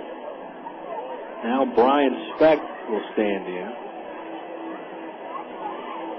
Brian just won for his last 5 against Riders pitching, and will turn around and bat from the right side in this at bat. First pitch to him is hit off the end of the bat, left field. Coming over and running out of room is Jason Botts, and the ball falls into the stands, out of play for strike 1.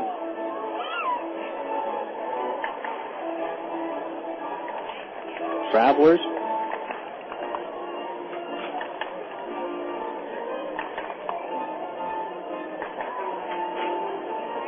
are going to feel like this is a disappointing season no matter what, especially considering they had a chance to win the Texas League Eastern Division Championship in the final week of the second half. But to finish with 2 wins in a row would be really nice, too. Might make that unpleasant situation a little better. Next pitch from Gardner misses inside, and the count is even on Speck at a ball and a strike. Infield pretty deep for Bryant. as Gardner delivers the 1-ball, 1-strike pitch, and Bryant swings over the top of it and is down in the count. 1 ball and 2 strikes. Rain continues here at Frisco. You can see it in the on-deck circle as it lightly comes down into a puddle there. But these fans here in Frisco have been here since well before 6 o'clock when the game was supposed to start, and not very many of them have left, to be honest.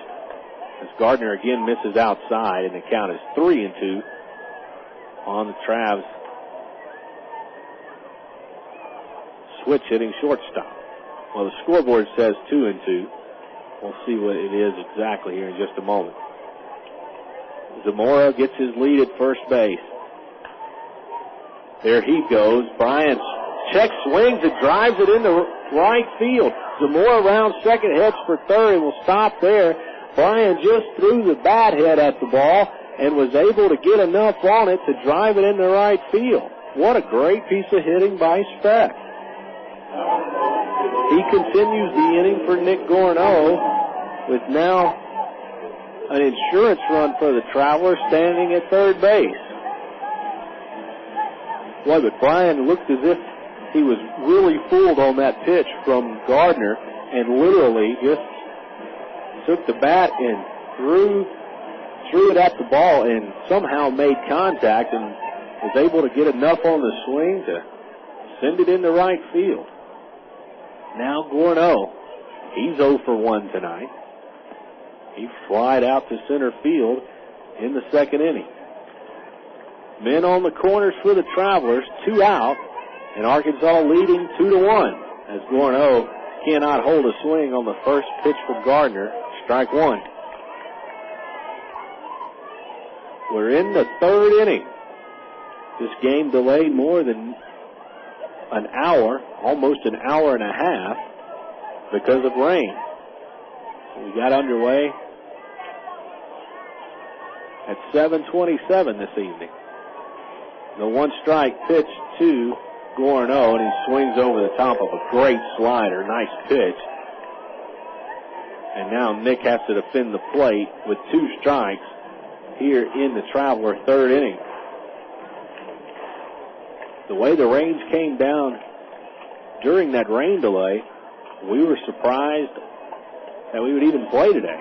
Many of the folks in the press box betting on a 6:45 to 6:50 time that folks would have this game called, but it didn't. The game on, took the tarps off, and we began playing ball. 0-2 to Gorneau, and a good job of laying off a pitch out of the strike zone from Gardner, and it's 1 ball and 2 strikes. Looking down into the Frisco bullpen, another pitcher warming up. He would be the 4th of the night for Frisco, and that is actually Frankie Francisco, the man who was scheduled to start tonight. So it looks as if he'll come in the 4th inning. Runners get their leads the pitch downstairs, and the count is even on Gorneau. 2 balls and 2 strikes. Mathis led off with a single, then was erased when O'Keefe bounced into a double play. Zamora was hit by a pitch, and then Speck singled him to third base just a few moments ago. 2 balls and 2 strikes now to Gorneau with 2 men away.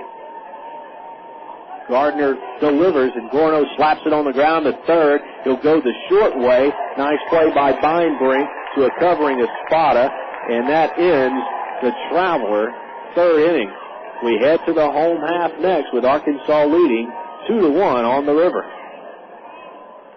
Synonymous. Words alike in significance and meaning, like summer and baseball. Baseball and Ray Winder Field. Ray Winder Field and hot dogs. Hot dogs and Coca-Cola. Yes, Coke is joining the Travs All-Star lineup this summer right alongside the future Anaheim Angels wearing the Travelers uniform. Enjoy the best value in family entertainment in Central Arkansas. Ray Winder Field, the Arkansas Travelers, and Coke. 3 summer classics. Call 664-1555 or visit our website at travs.com. Good morning. Good morning. Welcome to this focus group. What a lovely bunch. Are you sure they can't see us behind this window? There's a mirror on the other side, genius. Hey, chill out. What are you, nervous or something? No, everybody loves us. We're the phone company. Now, tell me, which directory do you use? Yellow Book or the other book? Yellow Book. Yellow Book. And you, miss? Yellow Book. That's where I found my plastic surgeon. They're picking the wrong book. What if Yellow Book starts to advertise? More people choose Yellow Book, not the other book. Call 1-800-YB-YELLOW. Here's the line to pitch on the way, and you can catch the Traz online at www.traz.com. The Arkansas Travelers have one of minor league baseball's most user-friendly websites with easy access to Trav game stories, up-to-date stats, and Texas League standings. You'll be informed about the Traz online at Traz.com. Purchase tickets, Trav souvenirs, listen to the game. Hey, if you could buy hot dogs and popcorn on the website, it'd be like coming to the old ballpark. See us online, www.Traz.com. Mom, Dad, someone's going to try and get me to take drugs. Want to do something about it? You're going to have to make me tell you where I am and who I'm with every day. You don't like the sound of that? Tough. You got to be the grown-up. Kids with involved parents are less likely to try drugs. So ask them who, what, where, when. Questions. They're the anti-drug. Call 1-800-788-2800 for more information. Sponsored by the ONDCP and the Partnership for a Drug-Free America. Travelers have a new pitcher in the ball game. It's Scott Schneider as he steps in to the pitching mound and faces Andrew Beinbrink. So Bobby Jinks' night is done after just 2 innings worth of work. Bobby was able to retire the Riders as Beinbrink taps one to short. Speck charges, gloves, and throws him out. Nice play for the first out of the inning. But Jinks in that second inning allowed the first 3 men to reach and then only gave up 1 run with the bases loaded and nobody out. That was a little RBI ground out by Will Smith, but he was able to slam the door on what could have been a huge inning for Frisco. But his night is done after giving up just the 1 run on 3 hits. He walked the batter and struck out 2. And now Jeff Smith stands in against the reliever, Scott Schneider. And Smith looks at the first pitch for ball 1. Smith, the left-handed batter, open stance, and looks at a pitch inside. Oh, and it caught Titchener on the leg.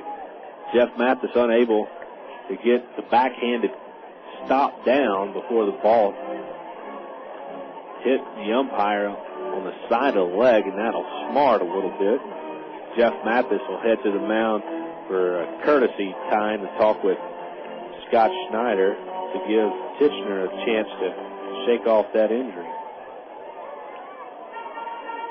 Umpires and catchers have an unwritten rule that when either one of them take a foul ball off the body, they tend to do a little stall tactic to allow the other to recuperate a little bit. 2 balls and no strikes, and boy, this was hit a long way, but it's foul. A rocket shot down the right field line, but Smith well in front of an off-speed pitch from Schneider, and the count moves to 2 balls and 1 strike. The numbers on Scott Schneider. This is his 32nd appearance. He's 8-4 with the record of .416 ERA. And he delivers the 2-1 a little bit outside. And it's 3-1. Scott has given up 60 hits, 23 walks, 48 strikeouts, and exactly 67 innings worth of work. Opponents are batting .267 against him. And of course, that was before Beinbrink grounded out.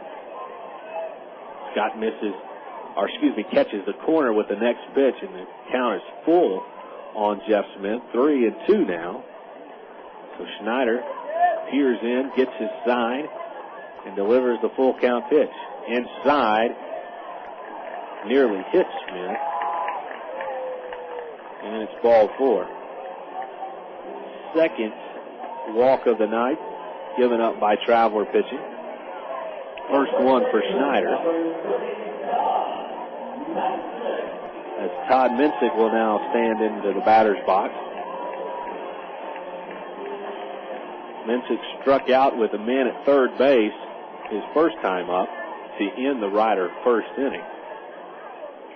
Now comes on with a man on and one out, with his team trailing the Arkansas Travelers 2-1. The left-hander gets in the box and looks at the first pitch high from Schneider, strike one. Ball one, beg your pardon. Travelers scored their runs in the second. So did Frisco, adding their only tally in that second inning. The next one from Schneider is high, and the count moves to 2 balls and no strikes. So Schneider hasn't been close on either of the first 2 pitches he's made in this at-bat. He looks to bear down right here. 2 balls and no strikes. Short lead from Smith at first base. O'Keefe holds him on, and the pitch is high again. 3 balls and no strikes. Boy, Scott has just not been even close with these last 3 pitches at all. And Minsick, if he were smart, would just keep the bat on his shoulder right here, 3-0. The pitch. Forward in, strike one. That's exactly what he did. And Scott finally gets a strike in this at bat. Travelers lead 2-1 here in the bottom half of the third inning on the final game of the 2003 season. The Riders look for the playoffs. They begin Tuesday here at Dr. Pepper's 7-Up Ballpark as Minsick hits one on the ground to first base. O'Keefe fields, bobbles, and then tags out the runner, Minsick, as it was right on the line. O'Keefe tried to start the 3-6-3 double play before he had the ball in his glove. And so instead of making a bad situation worse, he just elects to just tag the runner, Minsick, as he travels by him. And that allows Smith to go into second base. But there are 2 men out now, and Jason Botts comes to the plate. Botts, yet another one of these left-handers in Tim Ireland's lineup. Smith, short lead at second, and Schneider steps off the slab. While the Riders are making plans to begin the first game of the Texas League Eastern Division Championship Series, Travelers will be making their tee times. Their season is done after tonight. First pitch to Botts is taken high for ball one. So Minsick bails out Schneider by swinging at a 3-1 pitch, grounding out. Now Botts ahead of Scott. 1 ball and no strikes. Casey Smith, very deep at second base, is actually on the grass of the outfield as pitch comes in and it's called strike one.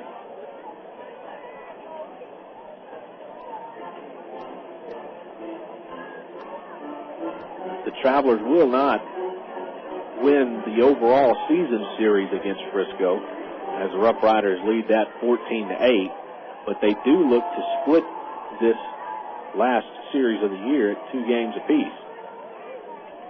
The 1 ball, 1 strike pitch misses inside, and it's 2-1.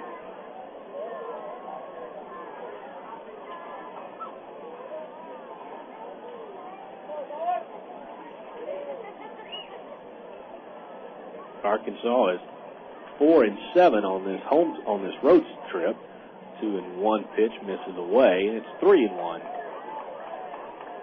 That's really disappointing to them, especially considering at the beginning of it they were just a game out of first place going into the final week of the season. 3 balls and 1 strike. Schneider delivers. The pitch swung on and missed. Strike 2. Good sinking pitch from Schneider. Looked to be a breaking ball of some sort. Botts had a home run cut on it, but the ball just dove out of the strike zone on him. So Schneider will have to make another good pitch in this situation because the runner, Smith, will have an extra step head start. 3-2 the count. 2 men out, and the Travelers leading 2-1. Schneider delivers. Swing and a miss. Strike 3. Retires the side. Nice job of pitching by Scott Schneider. Get himself out of it. Little bit of a jam. We head to the 4th inning. 2-1 Travelers on the river. Did you know that most problems of the feet occur because of improperly fitted shoes? Come into Top Shoes and let us measure your feet and fit you with New Balance. New Balance makes shoes for all shaped feet, from size AA to 4E, for pronators and supinators alike. New Balance makes motion control shoes that are great for those who suffer from plantar fasciitis. So what are you waiting for? Come into Top Shoes and let Tops make those feet happy. Top Shoes is located in Little Rock, North Little Rock, Benton, Conway, Russellville, and throughout Arkansas. Miller Lite. Miller time. It's time to grab the fellas and hit defrost. Great tasting Miller Lite. Time to melt cold shoulders. Time to pull your mojo out of the freezer and warm it up on the grill. It's time for a great tasting Miller Lite. Great tasting Miller Lite. At a place called Miller Time. Miller Lite, Miller Brewing Company, Milwaukee, Wisconsin. Live responsibly. He's a man of unlimited power and cruelty. She's the one woman who dares to defy him. But now, she's got nowhere to run, no place to hide, no one to trust. Read No One to Trust, the riveting new thriller by Iris Johansen, the #1 New York Times best-selling author of Final Target. No One to Trust by Iris Johansen. She takes you straight to the edge of suspense. Now a Bantam paperback. Frankie Francisco becomes the 4th Rough Rider pitcher in as many innings. He was scheduled to start the game, but instead comes on now. Frankie has a record of 1-3, an ERA of 8.31. This is just his 7th appearance for Frisco. Given up 38 hits, 16 walks, 19 strikeouts, and the league is batting better than 300 against him. In fact, it's 311 in just 30 and 1/3 innings worth of work. So Rodriguez does come on after Gardner finishes his solo inning of pitching. He allowed 2 base hits, no runs, didn't walk or strike anybody out. Frankie Francisco will have to face Brent Del Chiaro, Carlos Duncan, and Kenny James here in the Traveler 4th inning. Travs leading 2-1 as Del steps into the plate. We'll have a look at the Southwest Airlines out-of-town scoreboard from the big leagues here through this 4th inning as Francisco delivers the first pitch, big fastball, swung and a miss, strike 1. Del Chiaro walked and scored the Travs' second and to this point last run of this game back in the 2nd inning. The next pitch gets away from the catcher Smith to the backstop. 1 ball and 1 strike. All the scoring tonight coming in that second frame between these two teams. Del Chiaro again ready for the 1 ball, 1 strike pitch. High and tight, it's 2-1. Let's begin in the American League with the scoreboard. Cleveland defeats Toronto in a pretty good game, 5-4 at Jacobs Field in Ohio. 2-1. Del Chiaro lays off a borderline pitch and gets the benefit. It's 3 balls and 1 strike. Baez the winner for the Tribe. Kirshner the loser in that ball game. And again, Cleveland wins 5-4 as Del Chiaro hits the 3-1 pitch high and shallow to right field. Camping underneath it is Fleming. And Del is retired for the first out of the Traveler 4th inning. Carlos Duncan will now stand in. In other games at Comerica Park, it was the Chicago White Sox getting a win over the road over the hapless Tigers. 6-1 the final there. Loaiza continuing to make a strong push for the Cy Young, wins his 18th. Corneo loses, and Chicago wins 6-1. Duncan looks at the first pitch, strike one called from Frankie Rodriguez, or Frankie Francisco, I should say. Duncan crowds the plate from the right side. From the windup, Francisco to the plate, misses downstairs, and the count is even, 1-1. Final out of Fenway Park, another barn-burning game between the Red Sox and the Yankees, and the Yankees come out with the victory 8-4 in the game. Duncan fouls one to the screen, and it's 1 ball and 2 strikes. Roger Clemens wins for what could be his last time ever at Fenway Park. He beats Tim Wakefield, Mariano Rivera with the save, and again, the Yankees win over Boston 8-4. Final out of Kansas City in the first game of the doubleheader between Anaheim and the Royals, as the next pitch is in the dirt, and Carlos has the count even on him, 2 balls and 2 strikes. The Angels win 7-4. Shields the winner, Anderson the loser. Troy Percival picks up his 29th save of the year for the Halos in Game 1 of that doubleheader tonight. Final out of Texas, it went down to the final with bat, and Enar Diaz for the Rangers came up with a run, a double, driving home the winning run for the Rangers as they win 10-11 over the Twins. Francisco misses downstairs to Duncan, and the count is full. 3 balls and 2 strikes. The base is empty and 1 man out here in the Traveler 4th inning, and the Travs lead 2-1. Francisco winds and delivers again, and Duncan hits the full count pitch high and shallow right field. Coming in about 10 steps is Fleming, and he'll put away the fly ball, and that's 2 out in the inning. Leadoff man Kenny James will stand in. That was a slugfest in Texas. 11-10 wound up being that final score as the Rangers get a victory. Oakland and Tampa Bay is final, 4-3. The A's win over the Devil Rays. Harden the winner, Gonzalez the loser. Bradford picks up his second save, and once again the A's over the Rays, 4-3. First pitch swinging, Kenny James. He lines one foul down the third baseline, out of play. And he's down in the count. 1 strike. Final out of out of Seattle. Baltimore is blanked by the Mariners 3-0. Jamie Moyer picks up his 17th win of the year. Johnson the loser. Hasagawa gets the save. James swings at the next pitch and fouls it behind the plate, but it'll get into the seats again. A good pitch by Francisco in on Kenny's hands, and he pops straight back. 0-2 the count.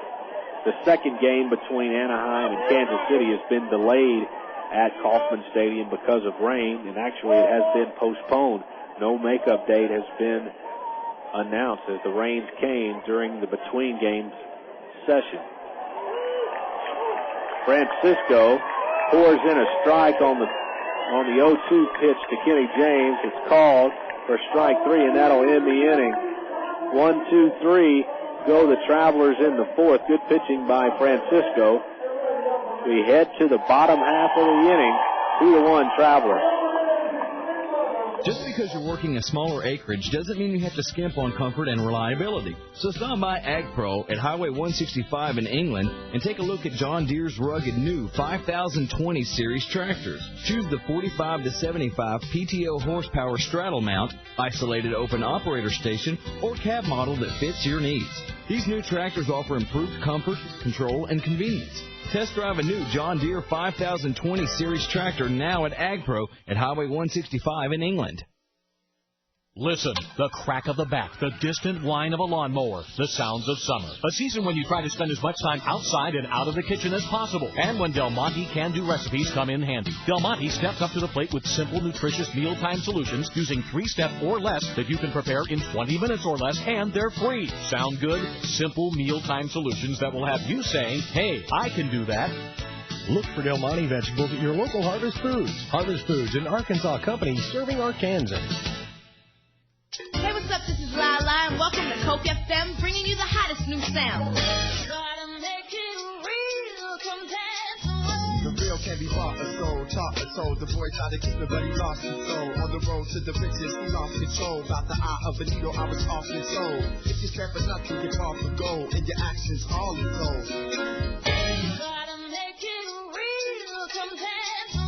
This is Lala at Coke FM, keeping it real with the cool taste of Coca-Cola. Horse owners, mosquito season is here. Billions of mosquitoes are putting horses at risk for deadly West Nile virus. Last year, over 14,000 equine cases of West Nile were reported. 1 in 3 clinically affected horses will die. Can you afford to leave them unprotected? Ask for the first choice and proven protection, West Nile Innovator Vaccine. It's preferred by veterinarians and trusted by horse owners coast to coast, with millions of doses safely given. Ask your veterinarian for West Nile Innovator Vaccine from Fort Dodge Animal Health.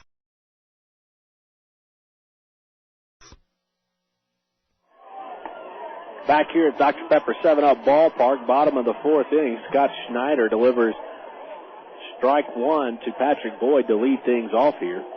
Travelers lead 2-1 as Schneider delivers, and this was hit in the air to center field. Plenty of room for Kenny James. He gets there and makes a two-handed squeeze for the first out of the inning. Now Ryan Fleming will stand in. Fleming has one of the 3 base hits that the Rough Riders have tonight. His came off of Bobby Jinks in the 2nd inning.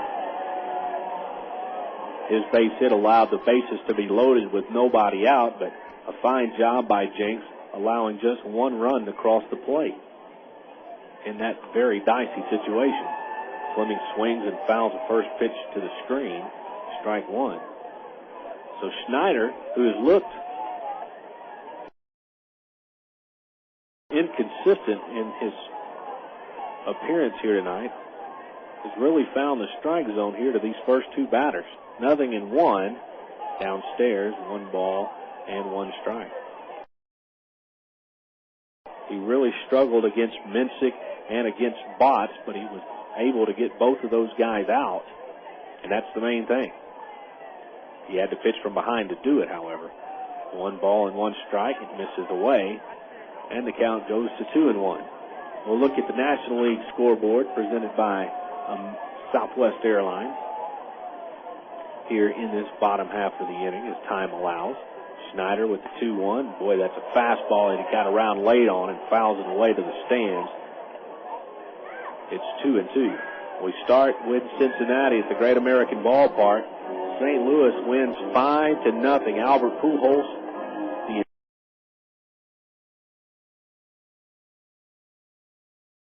entire Cardinal offense today. 2 home runs, 5 RBIs, drove them all in as St. Louis blanked the Reds 5-0. Schneider delivers the 2-2 in on the hands. A pretty pitch.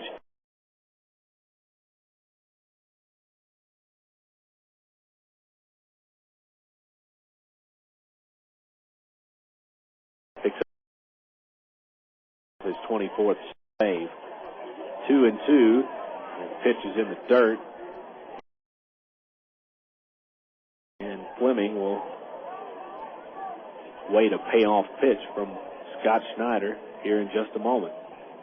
Final out of Pittsburgh. The Braves pound the Pirates 10-4 today. Reynolds the winner, D'Amico the loss. Schneider delivers payoff, and it's hit on the ground to second base. Casey Smith gloves with one hand, throws over to first, and that's 2 outs here in the Frisco 4th inning. Final out of Houston, the San Diego Padres. Look out for them next year with the changes they're making. They could be a contender in the National League. They win over Houston 3-1 today. Peavy the winner, Malone the loser. Beck gets his 20th save. San Diego scored all 3 of their runs in that 7th inning to win over Houston 3-1. Schneider deals the first pitch to Will Smith. Strike 1. Smith has the RBI for Frisco tonight. He got that on a ground out back in the 2nd inning.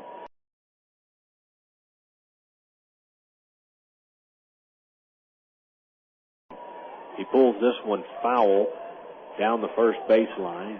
Scott Schneider's ahead of him, 0-2. Final out of Chicago. The Cubs lose to the Milwaukee Brewers 2-0. Davis the winner, Cruz the loser. 1. In the fourth inning, Schneider winds and delivers. Swing and a miss. Oh, but he foul tipped it, and Mathis could not hold on for the final strike. Boy, that's disappointing for Scott Schneider. He's pitched very well in this inning, as he did last inning, but he had to pitch from behind much more in the third than he has tonight in this one. This one, Smith throws a bat at the ball, and actually the bat leaves his hand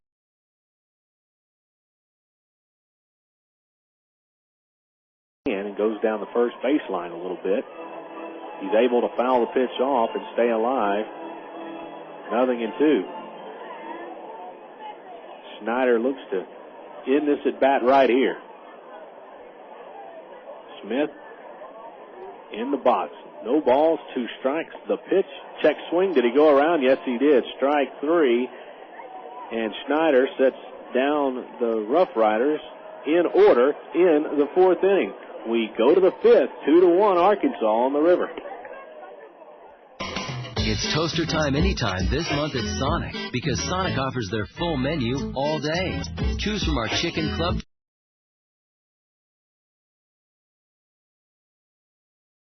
toaster sandwich, our bacon cheddar burger toaster, or our 3 breakfast toaster sandwiches, made with egg, cheese, and your choice of sausage, bacon, or ham, all on thick, delicious Texas toast and made after you order it.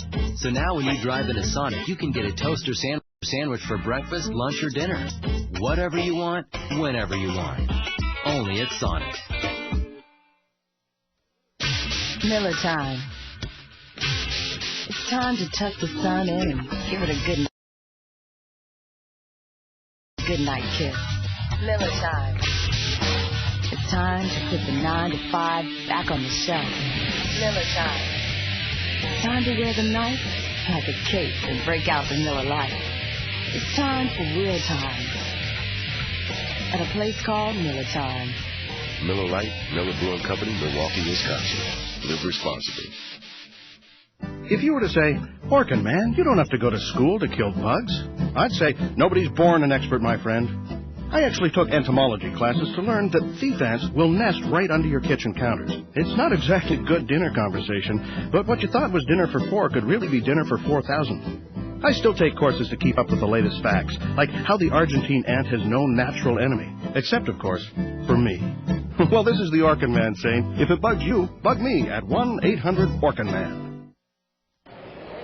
Your home for Travelers Baseball. FM 101.1 The River. KDRE. North Little Rock, Little Rock. Welcome back to Dr. Pepper 7-Up Ballpark. We go to the fifth inning now. 2-1 the score. Arkansas with the lead over the Frisco RoughRiders. The Travels send Casey Smith, Jeff Mathis, and Michael Keith to hit off the fourth pitcher for Frisco tonight, Frankie Francisco. Travis Hughes, Eric Burke, and Hayden Gardner all pitched an inning's worth of work for manager Tim Ireland tonight. The first pitch from Francisco misses away. Ball 1. Burke gave up the 2 runs to the Travs in the second inning on a RBI single by Duncan and James as Casey Smith lifts one high and shallow behind second base, drifting out shortstop Meyer. He'll make the put out. And that's 1 gone here in the fifth inning. Smith now 0 for 2 with a walk. Now Jeff Mathis to hit. He singled his last time up and has also popped out. He stands in now with nobody on and 1 away against the big right-hander Frankie Francisco. First pitch is taken high, ball 1.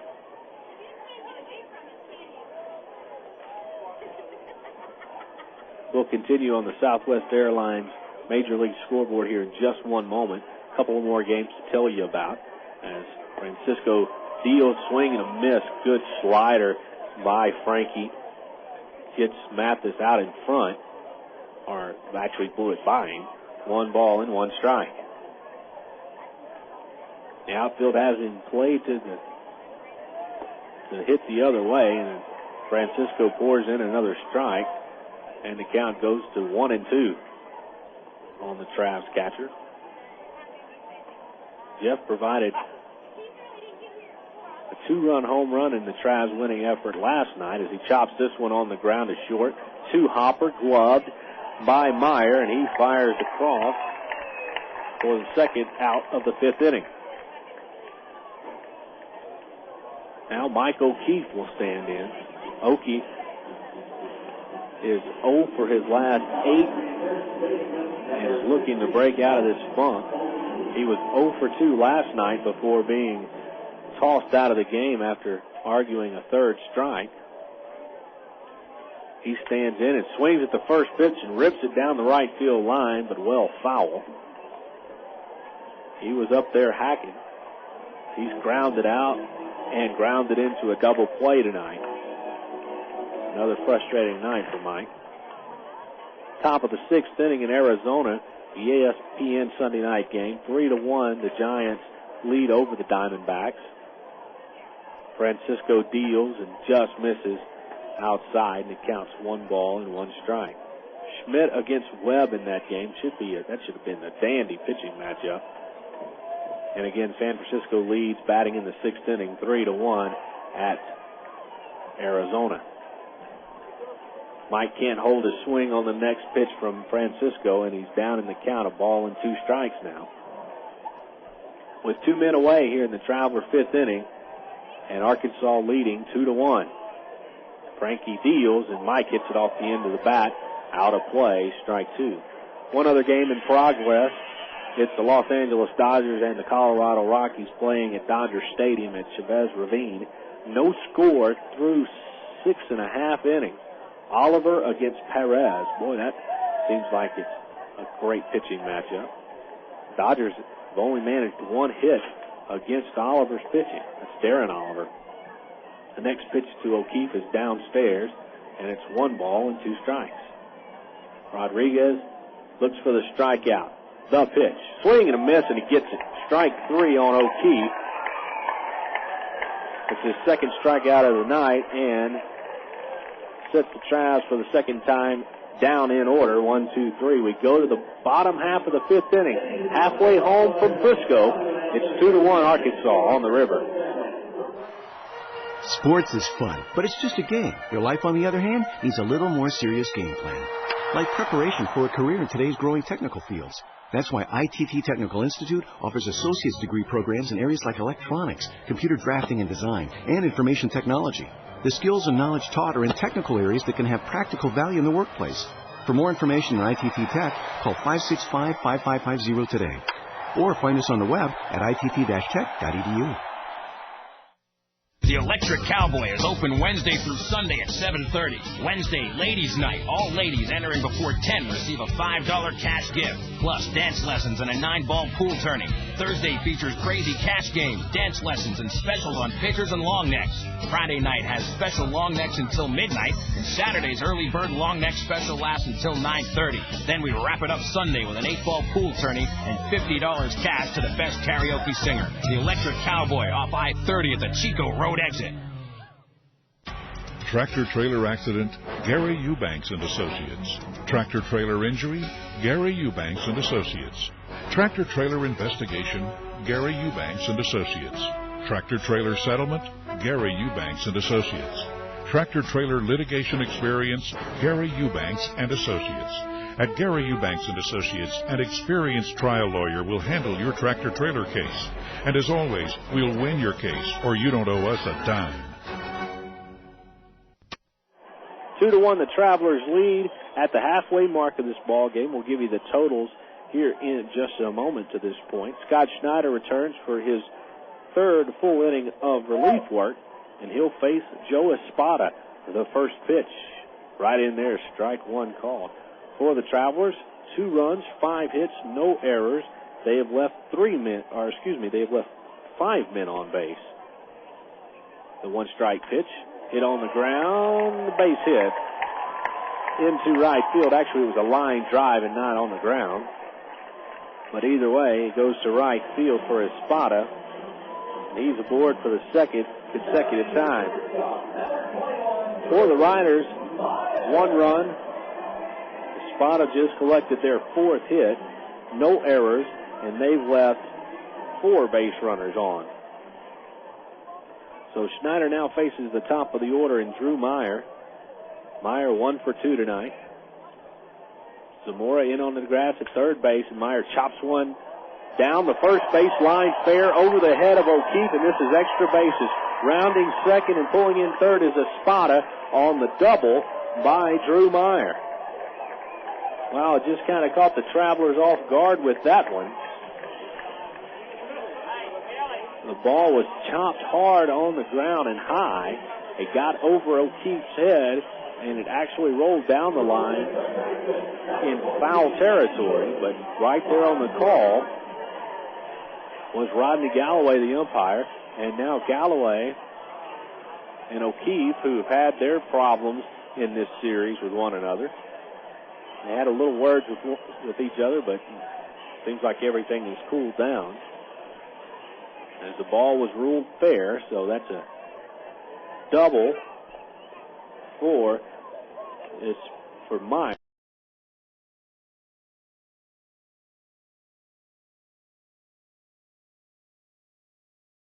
The halfway at short and second. O'Keefe and Zamora, the corner men, still up on the grass.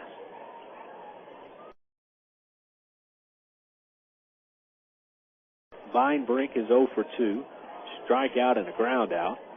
And he's down 0-1 to Schneider. The second pitch is fouled hard down the right field line into the seats and out of play. Schneider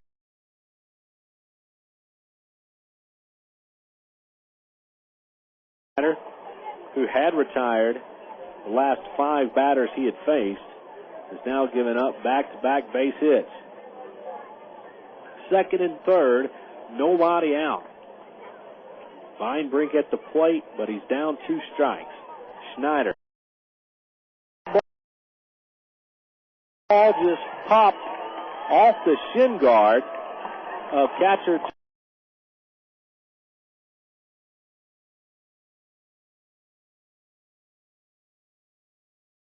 Jeff Mathis.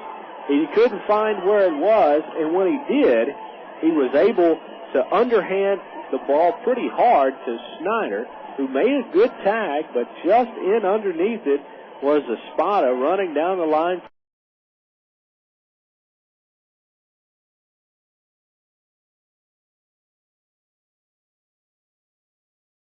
from third base. Tyrone Boykin, the Travs manager, comes out for just a moment to question the call, but he was very quick to get back in the dugout. So now a run is home, courtesy of the Wild.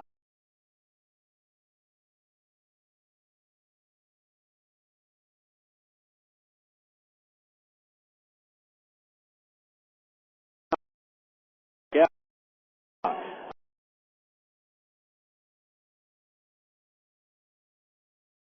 I thought home plate umpire Titchener said he held up. He did not, so Vinebrink strikes out. Swinging, that's the third strikeout of the night by reliever Scott Schneider.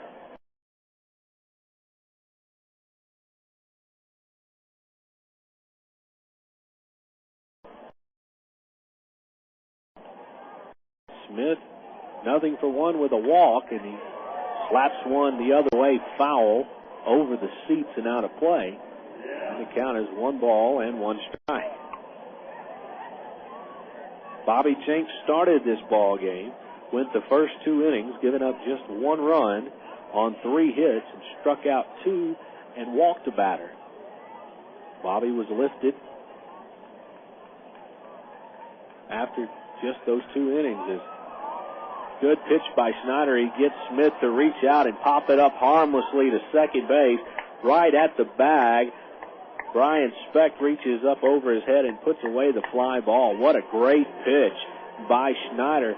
It fooled Smith terribly, and that's a tremendous out for Schneider. It keeps the game tied, and Meyer has to stay put at third base. Now 2 men are away, and the Travs defense can relax a bit as Todd Minsick will stand in. Minsick, 0-for-2. He struck out against Jinks and then grounded out against Schneider. Scott deals, and the first pitch is hit a long way to left field near the line. Kenny James down there in that corner, and umpire says a foul ball. Racing down that line was Andrew Campos, third base umpire. It's hard to see.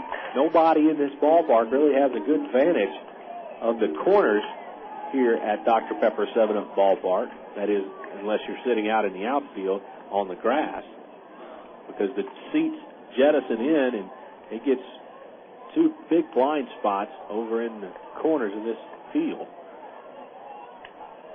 Next pitch from Schneider is in on the inside part of the plate, and it's 0-2 to Minsick.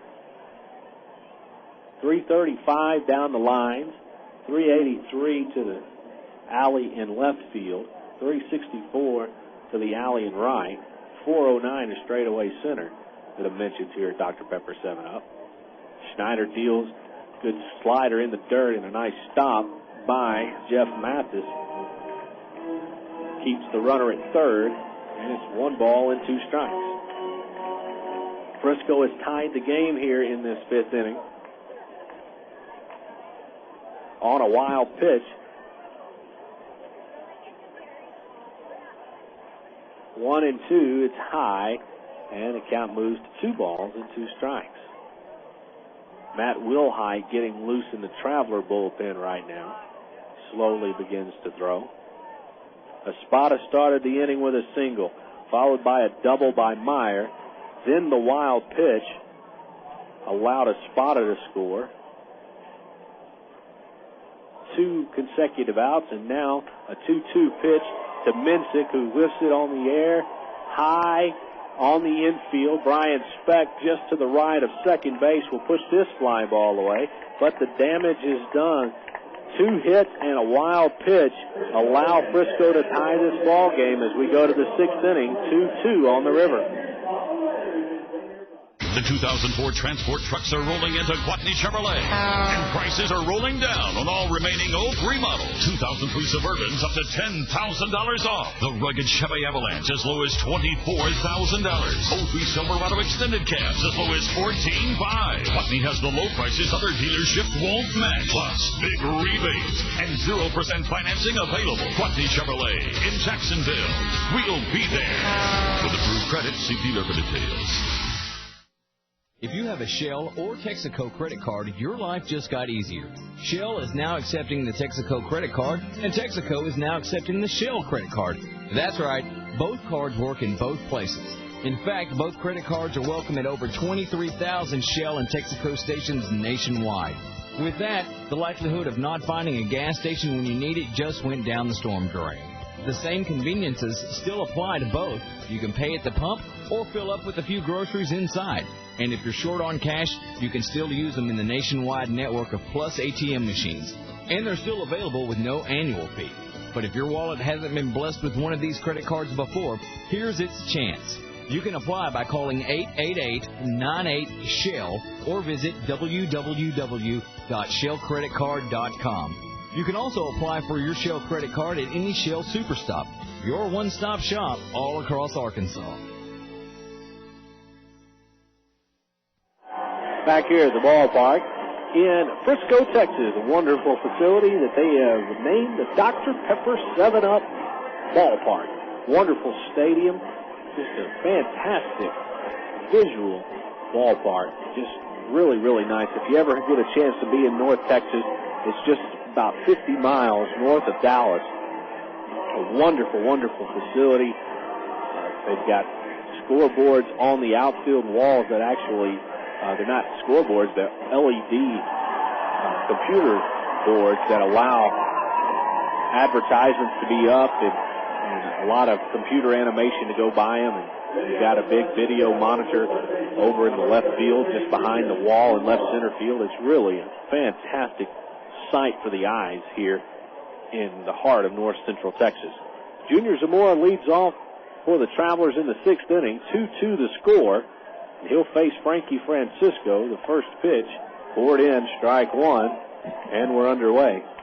Francisco originally scheduled to be the starter of this game, but came in the 4th inning.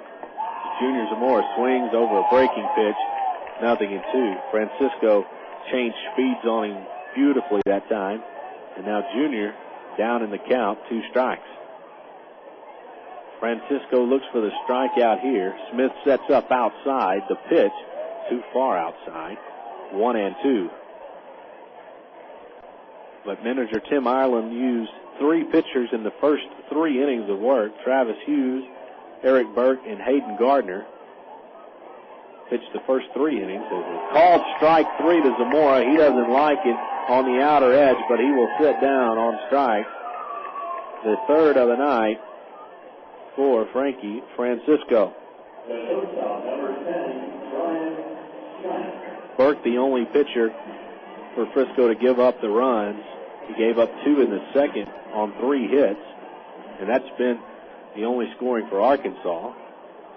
The 2 runs for Frisco came on an RBI ground out by Will Smith in the 2nd inning, as Brian Speck looks at the first pitch downstairs for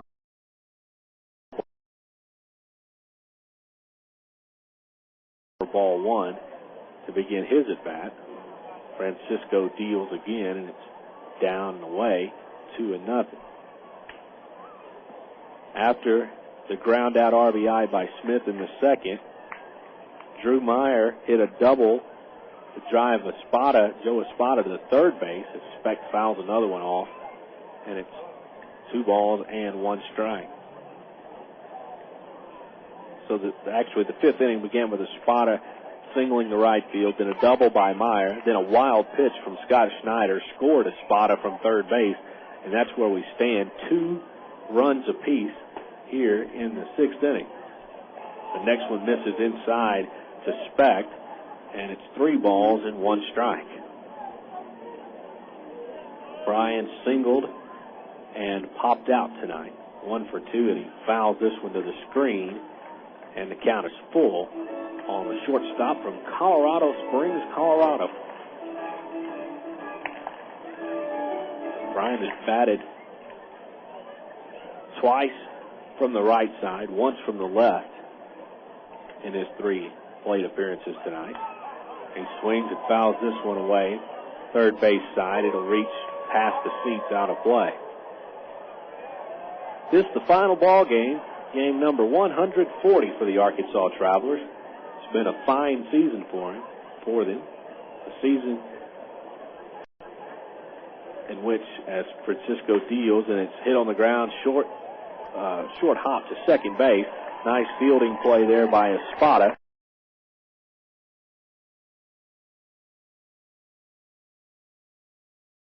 And he throws Speck out for the 2nd out of the inning. Arkansas looked to be a mediocre team at best at the beginning of the season, and really played up to that level, committing behind the plate. Coming in is 3rd baseman Beinbrink, all the way to the batter's circle, and makes the catch in foul territory. And that will be all for the Travelers. I'll finish the thought in the next half inning. 1-2-3 goes Arkansas for the 3rd consecutive time. That's 9 men in a row set down by Rodriguez. We go to the bottom of the 6th inning, 2-2 at Dr. Pepper 7-Up ballpark. Mouth-watering, scrumptious, large, healthy portions, great menu, reasonable prices, and lip-smacking good. Just a few of the comments from satisfied customers at Bacon Chick Restaurant in Sherwood. Undoubtedly, you'll find your own superlatives describing your personal eating experience after sampling their award-winning menu. Ribs, barbecue, pork and beef, chicken, fish, and huge burgers. But if you're hankering for a large, tender, mouth-watering ribeye, Pig and Chick steaks are second to none. Visit Pig and Chick Monday through Saturday with lunch specials every day. If you don't have time to dine in, call 834-5456 to use the drive-thru service from 11 a.m. to 9 p.m. 6 days a week. That's 834-5456. Pig and Chick can also cater your next business or family function.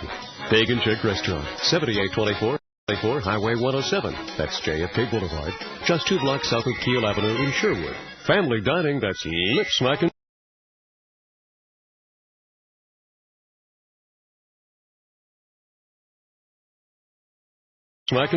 Bye. Oh, yeah, also, I'm getting married.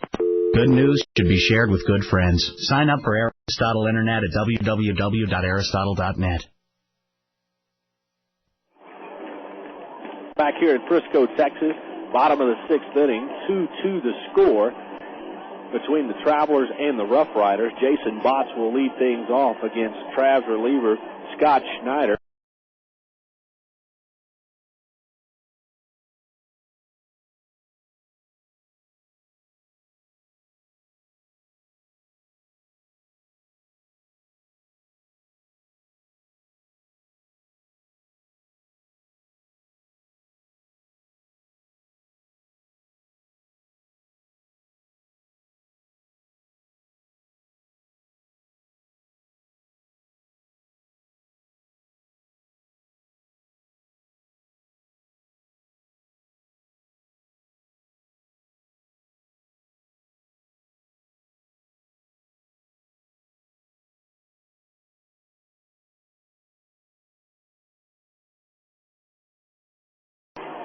So it's an infield single, and Botts is 2 for 3 tonight with a run scored.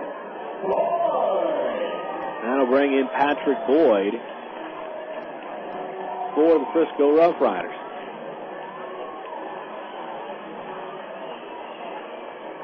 But the Travs were able to rally in the second half of the season, put together some winning streaks, especially due to the fact that the Big Three showed up in town. As Schneider delivers to Boyd, and he fouls the first pitch to the screen, strike one.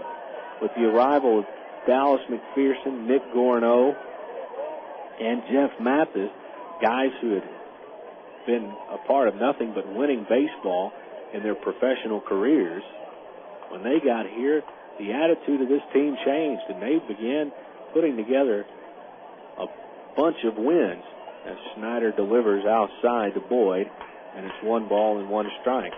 In fact, the Travelers went into the final 12 games of this season just 1 game back of the Tulsa Drillers for first place, and it looked like it would go down to the very wire, but Arkansas lost 4 straight to the Midland Rockhounds in the second 4-game series of this road trip, as the next pitch to Boyd misses away, 2 balls and 1 strike. And that really just completely blew their chances out of the water of winning a championship in the second half. The next pitch is a strike on the inside corner of the plate at letter high. It's 2-2. Jason Botts, the runner at first base. Nobody out. We're in the bottom of the 6th inning. Travs and Riders tied at 2. From the stretch, Schneider delivers inside, ball 3.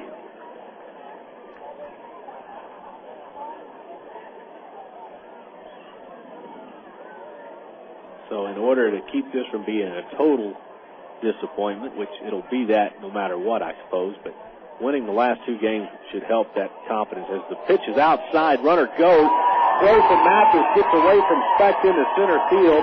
Botts will pull into third base on the pitch, on the throw down to second base, and there's a mistake there because it was ball 4 to Boyd. There was no need for the throw to be made. It'll be a stolen base for Botts and an error on the catcher, Jeff Mathis, on a play that's just boneheaded. That was ball 4 that would have allowed Botts just to advance to second base, and that would be all. But Mathis, not sure what the count was, threw it errantly into center field, and now there's first and third, and nobody out for Ryan Fleming. Fleming, a left-handed hitter, 1 for 2 tonight. A single and a ground out. Schneider throws to first, checking on the runner, Boyd, and he's back standing up. Travs got out of a pickle in the second inning, bases loaded, and nobody out, just giving up 1 run to the Riders as he smokes one to shortstop, and Brian Speck leaps up and snares it out of the air. Boy, a nice play by Speck on a hard hit ball from Fleming. That could be a game saver right there, because that ball was earmarked for the gap in left field. It was hit a ton, but Speck able to leave his feet and rob Ryan Fleming of what could have been extra bases.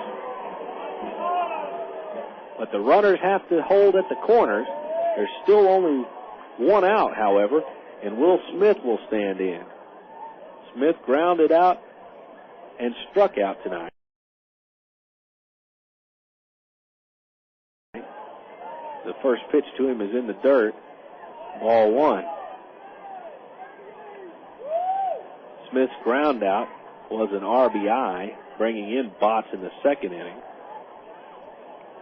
Frisco got their second run of the game when there were second and third base runners, and a wild pitch was thrown by Schneider. The 1-0 pitch is fouled back behind home plate. Strike 1. The inning started off with Botts beating out an infield single, then a walk to Boyd, a stolen base and an error on that walk because Botts was running with the pitch, and then Mathis threw it errantly into center field as Casey Smith tries to make a circus throw on a ball hit to him at second base to start a double play. His momentum was taking him to the right field line. He should have just thrown to first to get 1, but tries to do too much with it and winds up throwing it away. A run scored. Frisco now leads this ball game 3-2. Just a poor decision by Smith. It was a chopper that took his momentum away from second base and towards first. An easy flip to the bag at first base would have cost a run, but it would have gotten the second out of the inning. As it is now, it's first and second, and still just 1 out for Joe Espada. First pitch to him is on the outer edge, strike 1. So the Travs not doing themselves any favors. The last 2 Rider runs have come because of Traveler mistakes. Schneider delivers, and it's check swing. Did he go around? Yes, he did. And Espada is in the hole, 0-2. Boy, a strikeout could be big right here for Schneider. 3-2 the score. Riders threatening to add more here in this 6th inning. From the stretch, Schneider delivers. This one's roped into left center field. It'll hang up for James, however. He'll make the catch, and the runners have to hold. It wasn't hit deep enough to get Boyd to third base on the play. So Espada becomes the second out of the inning. And the lineup card turns over, and Drew Meyer will bat for the 4th time tonight. Myers had a single and a double, sandwiched between that, a ground out. So 2 for 3 for the Rough Rider shortstop. And he comes on with 2 men on and 2 men out here in the bottom of the 6th inning. Frisco leads 3-2. Schneider from the stretch. Big swing and a miss. Got him out in front of a changeup. 0-1.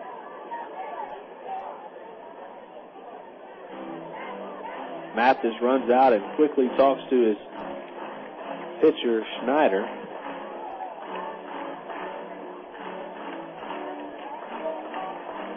as this game could turn right here. A base hit could open it up for the RoughRiders.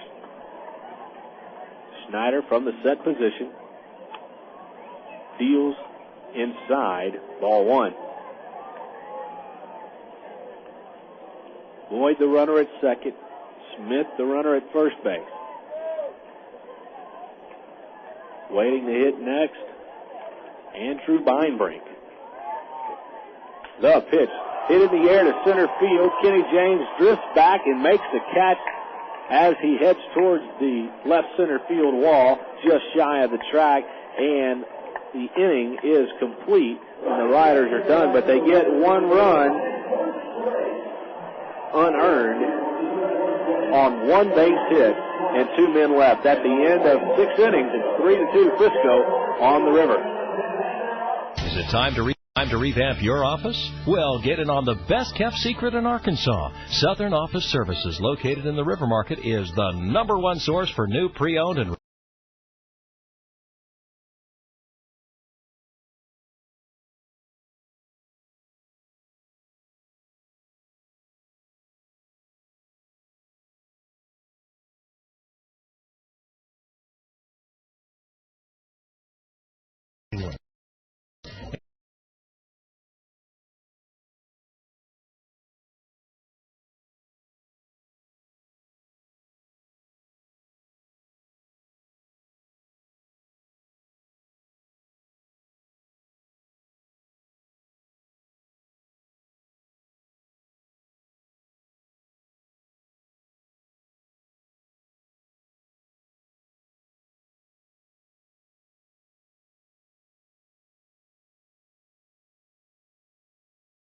or visit the website at aurora.org. Imagine what it feels like to be a hero every day. You can make a difference in the Coast Guard, jobs that matter. Join the Coast Guard or Coast Guard Reserve. Save lives, stop drugs, protect the environment. Call toll-free 1-877-NOW-USCG. Coast Guard, jobs that matter. Call toll-free 1-877-NOW-USCG. The Coast Guard, jobs that matter.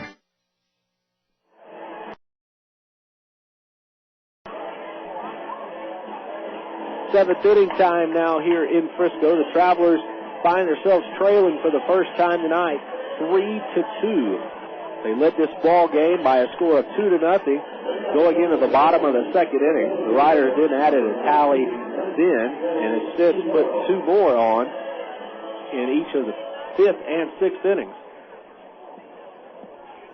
Now in Frankie Francisco, I don't know why I'm calling him Rodriguez, delivers the first pitch to Brent Belchiaro downstairs for ball 1, and we're underway in the 7th inning. The next pitch misses away, and Belchiaro is ahead in the count.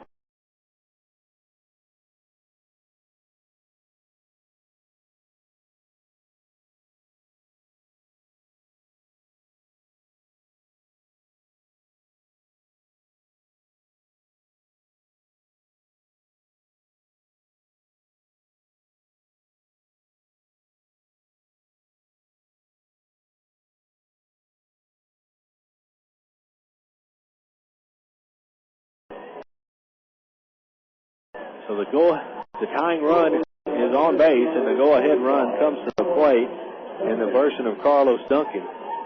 He drove home the first Traveler run of the night back in that second inning with an RBI single and has since flied out.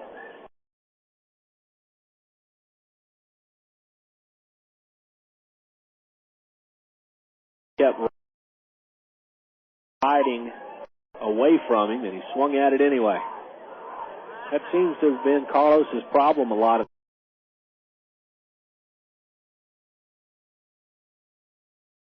these at bats. You see him, it's almost as if he's made his mind up to swing before the pitcher ever lets the ball go out of his hand. 0-1 to Duncan. Infield and outfield pretty much straight away for the slender right-handed hitter, and he hits this one inside out toward right field. Drifting over toward the line is Ryan Fleming, and he'll make the catch just shy of the foul line for the first out of the Traveler 7th. Now Kenny James to stand in.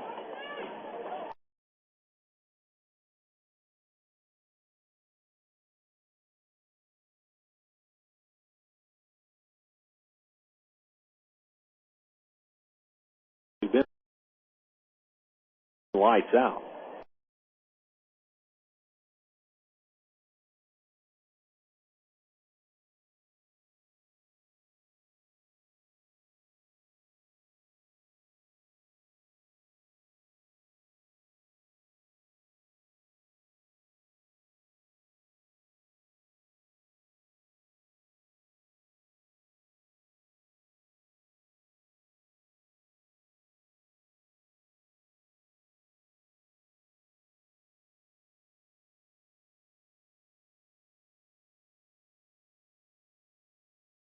The whole family for Country Crock Family Thursday.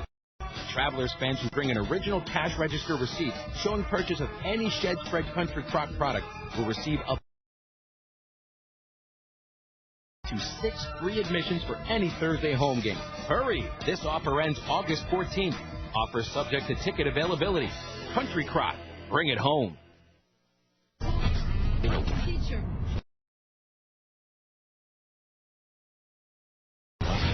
Hey, you. Me? Yeah, you, the one driving. My radio is really talking to me. Listen, you like to eat, don't you? Do I like to eat? Can you hear the words coming out of my mouth?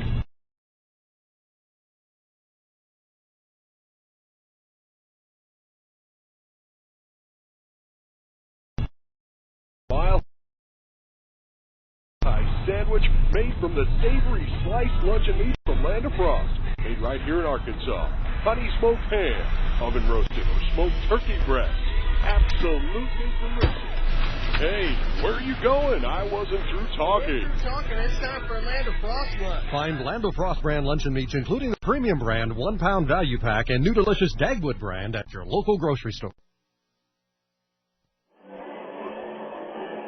Welcome back to the ballpark. Travelers have another pitcher on in relief. It is Matt Wilhite, who replaces Scott Schneider. Scott went 4 innings tonight. We'll give you his final totals here in just a moment. Wilhite, the Submariner, making his 5th appearance. He's 0-1. He's got a 9.35 ERA. In just 8 2/3 innings, he's given up 14 hits, no walks, 8 strikeouts, and 9 earned runs in just 8 2/3 innings pitched. 359 is the batting average against for Matt. So he struggled in his Double-A appearances here, and he comes on.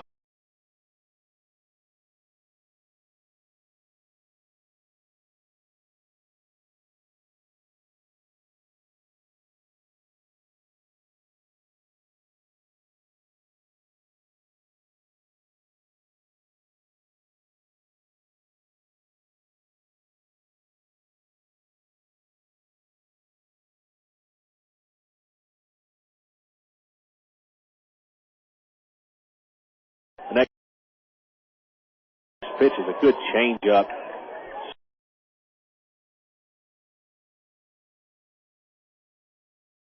High delivers way outside on the next one, and it's 1 ball and 2 strikes. Frankie Francisco, since coming in the 4th inning against the Travelers, has been really dominant. He retired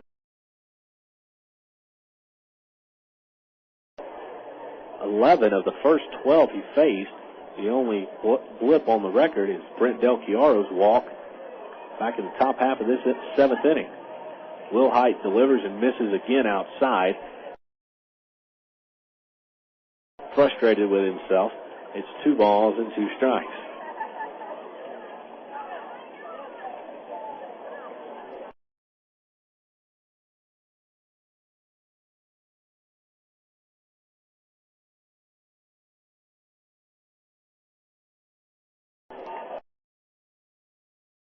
terrible sign for any pitcher. Unable to finish the deal. 3-2. This one's hit on the ground. The third base, Zamora knocks it down, but that's all he can do. It'll be another infield hit for the Frisco RoughRiders. Jason Botts collected one in the 6th inning, and he later came around to score the go-ahead run for Frisco. Trav's been able to keep things on the infield for the most part when it's been hit at him hard, but unable to throw them out. Specs made a fine couple of plays at shortstop, but unable to get the base runners down the line, and that time that one got knocked down by Zamora. So Beinbrink reaches for the first time tonight. Now Jeff Smith, he'll lay down a bunt. Beautiful one down the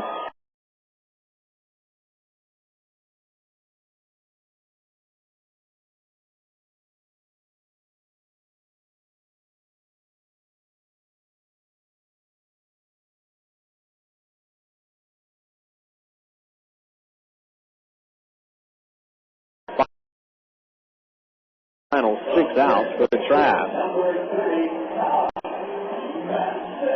Now Todd Mensick to hit. A base hit here would score a run. Mensick, nothing for 3 tonight. He's flied out, struck out, and grounded out. Very democratic. He's a left-handed hitter and facing the right-handed sidewinder, Matt Wilhite, who delivers a strike on the first pitch. 0-1.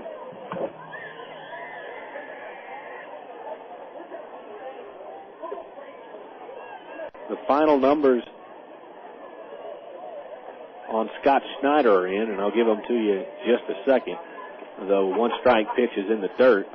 1 ball and 1 strike. Schneider pitched pretty well, striking out 3 batters in 4 innings, gave up 1 run, unearned as it was, on just 3 hits. But that unearned run, a toughie, it was a go-ahead one to Frisco. Wilhite blows the pitch away from the batter, Mensick, and it's 2 balls and 1 strike. It was a fastball, it just missed that last one, so Mensick ahead in the count here. Beinbrink gets his lead from second base. Sidewinder deals, and it's hit on the ground to second base. It'll get the runner to third. Smith fires and throws it away. Good gracious, into the dugout. Taking second base will be Mensick, and scoring is Beinbrink on the error by Casey Smith. Wow. You don't have too many balls that you can just say are routine, but boy, that one really was. That was hit hard, ground ball to Smith. He fielded in plenty of time, looked the runner back to second base, or looked toward the runner, and had plenty of time to get the out on Mensick, but threw wide of O'Keefe and went into the dugout. So Mensick is all the way at second base, and you don't obviously credit him with an RBI. It's 4-2 Frisco as Jason Botts stands in. Botts has really been the only one in the lineup to do any damage to speak of against Arkansas. He's had 2 singles and scored 2 runs. Swing and a miss on a changeup by Wilhite, and it's 1 ball and 1 strike. Boy, the Travs are ending this season much the way they played for the balance of it. They've already committed 3 errors here tonight. Wilhite winds and comes up underhand sidearm and misses. 2 balls and 1 strike.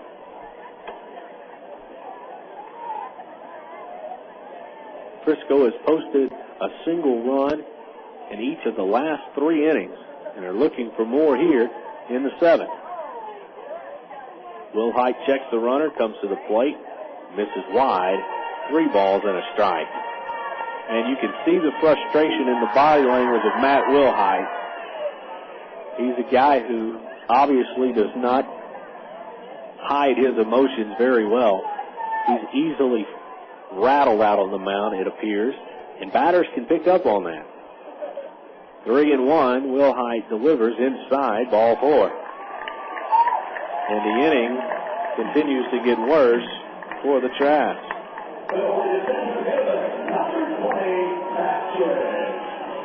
So that's 2 men on.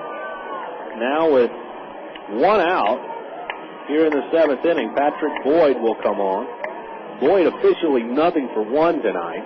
He's walked 2 times, however. And each time he's reached second base, but has been stranded there. He comes on with a chance to really do some damage and put this game away for the Riders. Will Height delivers a breaking pitch, just missing inside, ball 1. Boyd, a left-handed batter. 0 for his last 5 plate appearances. Travs infield playing about halfway at all 4 positions. It's hit on the ground to Michael Keefe at first. He'll go to second for 1. Relay throw with the pitcher covering, not in time.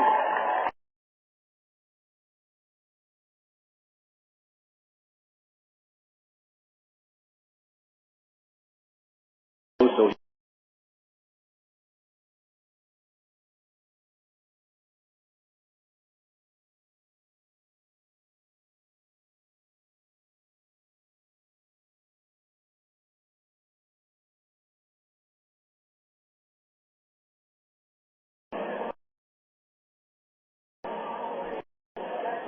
well, the rain that has been talked about for most part of this game has been a non-factor here for the last 2 or 3 innings. It has been crystal clear here in North Texas, as Will Height takes a throw to third, then throws to first and throws it away, and a run scores. Wow, that's another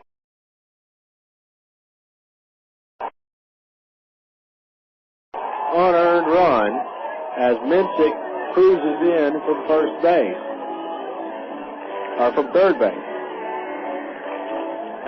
That goes as an E1 on the pitcher, Will Height. He had Boyd leaning towards second base, so he decided to throw the ball, but threw it wide of O'Keefe, and the 5th run for Frisco has crossed the plate.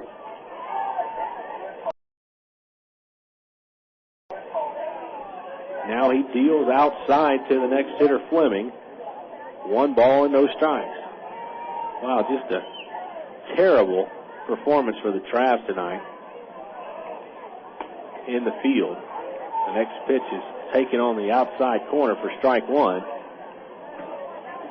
by the the right fielder, Ryan Fleming. He hits left-handed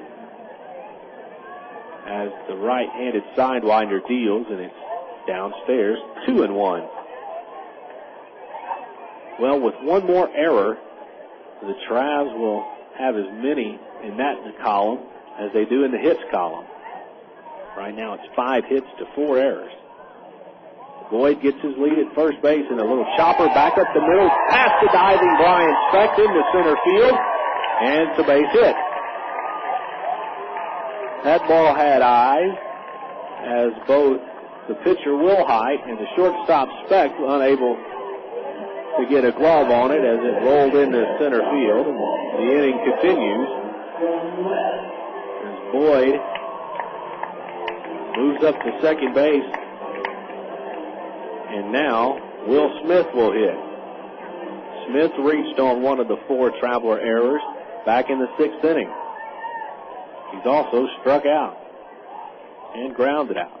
He swings at the first pitch, lines it into right center field. James coming over, makes a one-handed catch letter high to finally retire this ugly inning for the Travelers. 2 more runs for Frisco across the plate on a couple of hits and a couple of costly errors, and we go to the 8th inning, 5-2 in favor of the RoughRiders on the river.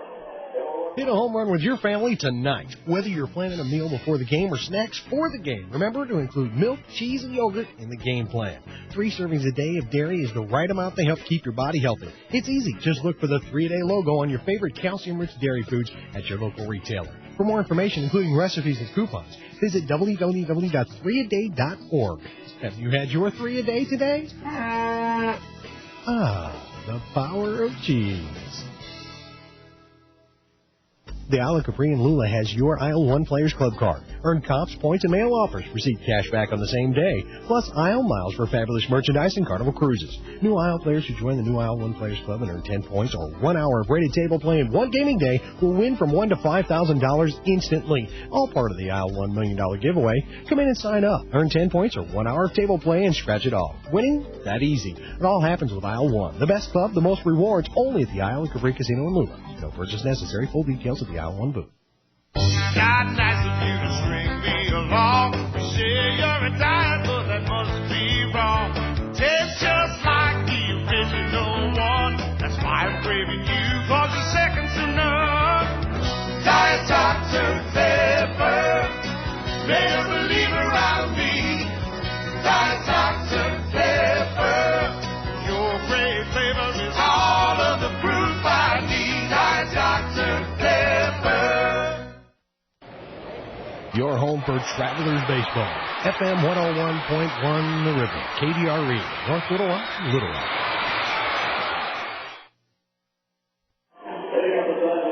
Back here at Dr. Pepper 7-Up Ballpark, the Travelers down to their final 6 outs of the 2003 season.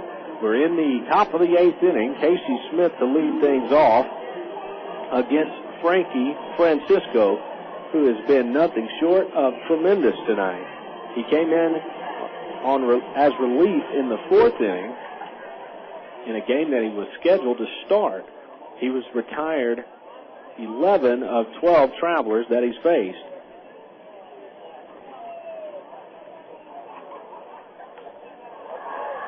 Striking out 3 of them. First pitch to Smith to begin the 8th inning is fouled away first base side for strike 1.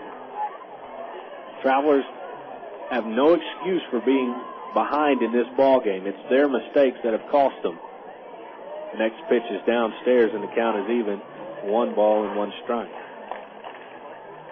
I'll have to check to be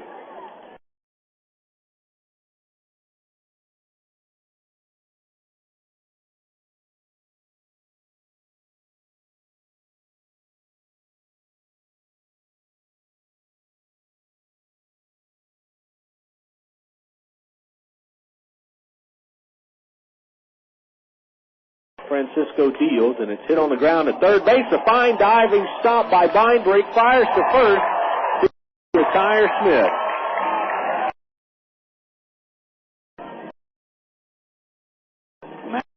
Mathis 1 for 3 tonight.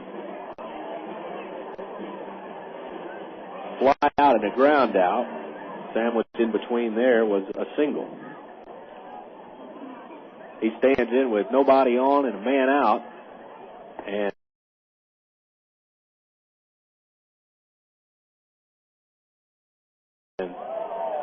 Francisco delivers.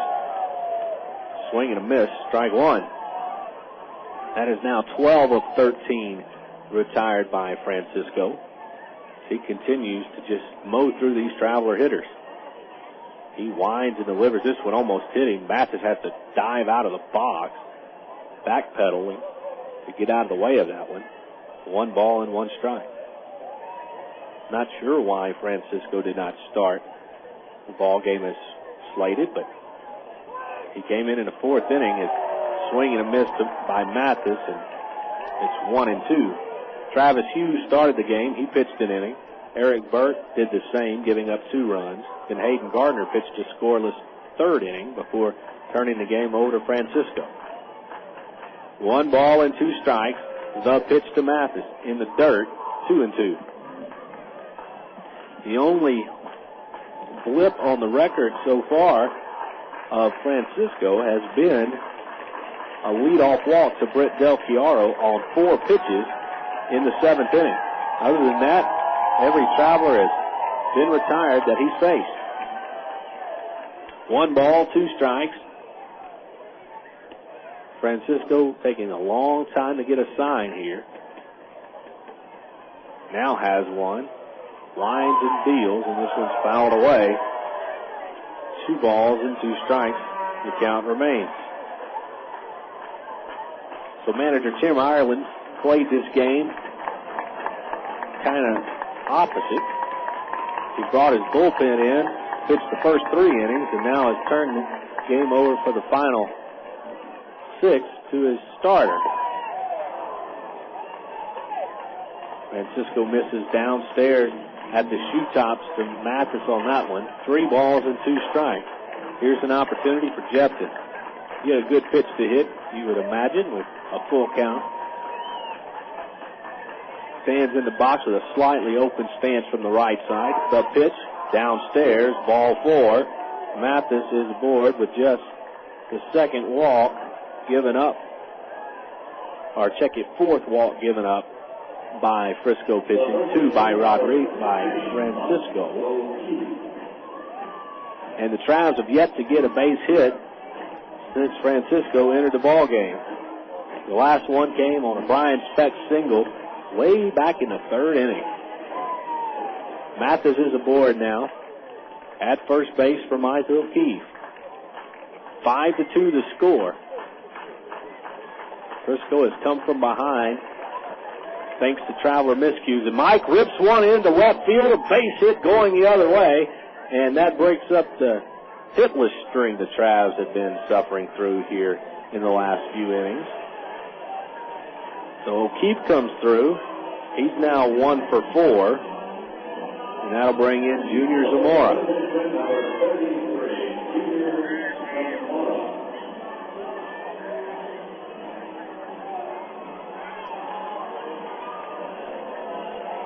Zamora is 1 for 2 tonight. He's been hit by a pitch, and he's also singled and scored.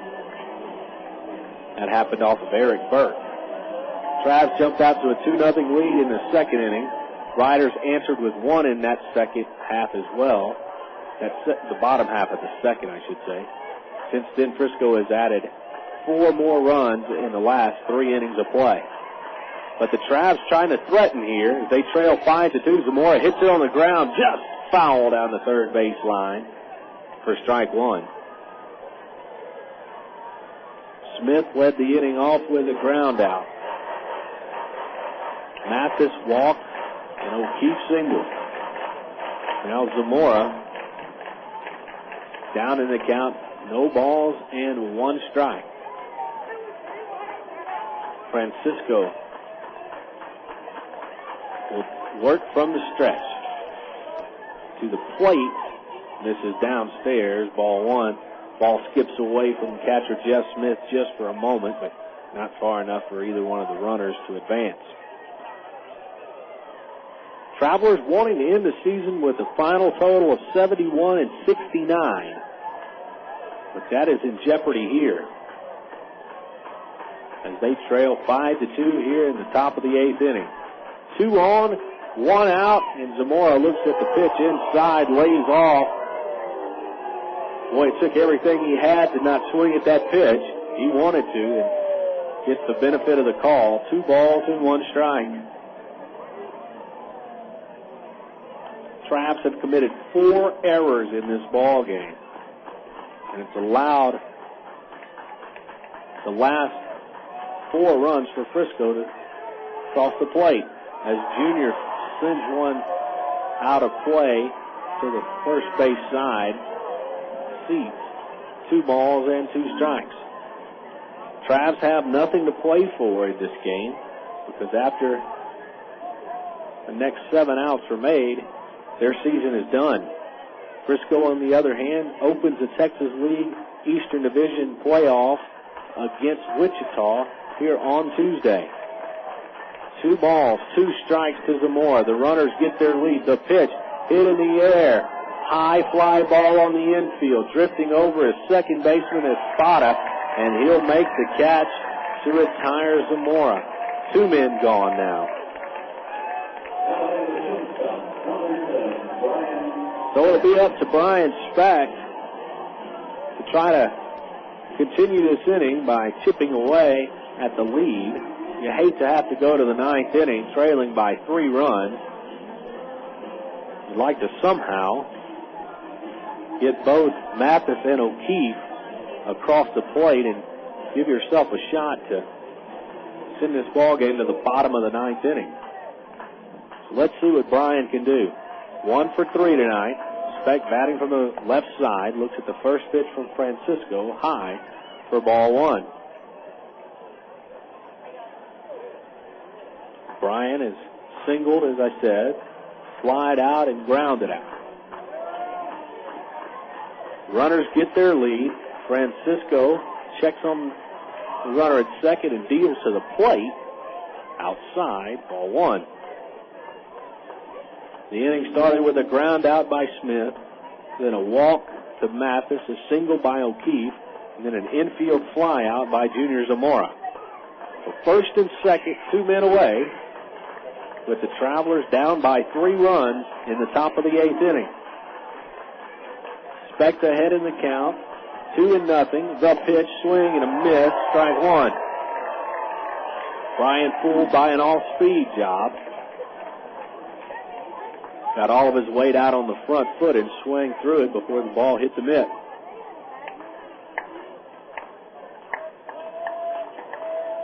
Two balls, 1 strike.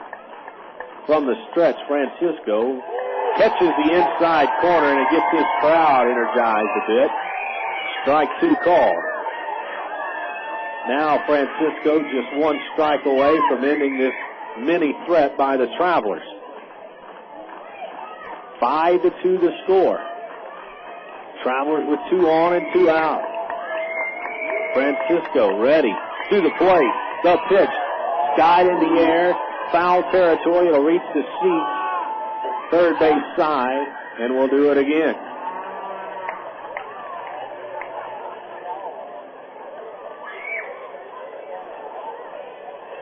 Two balls and 2 strikes to Bryan Speck.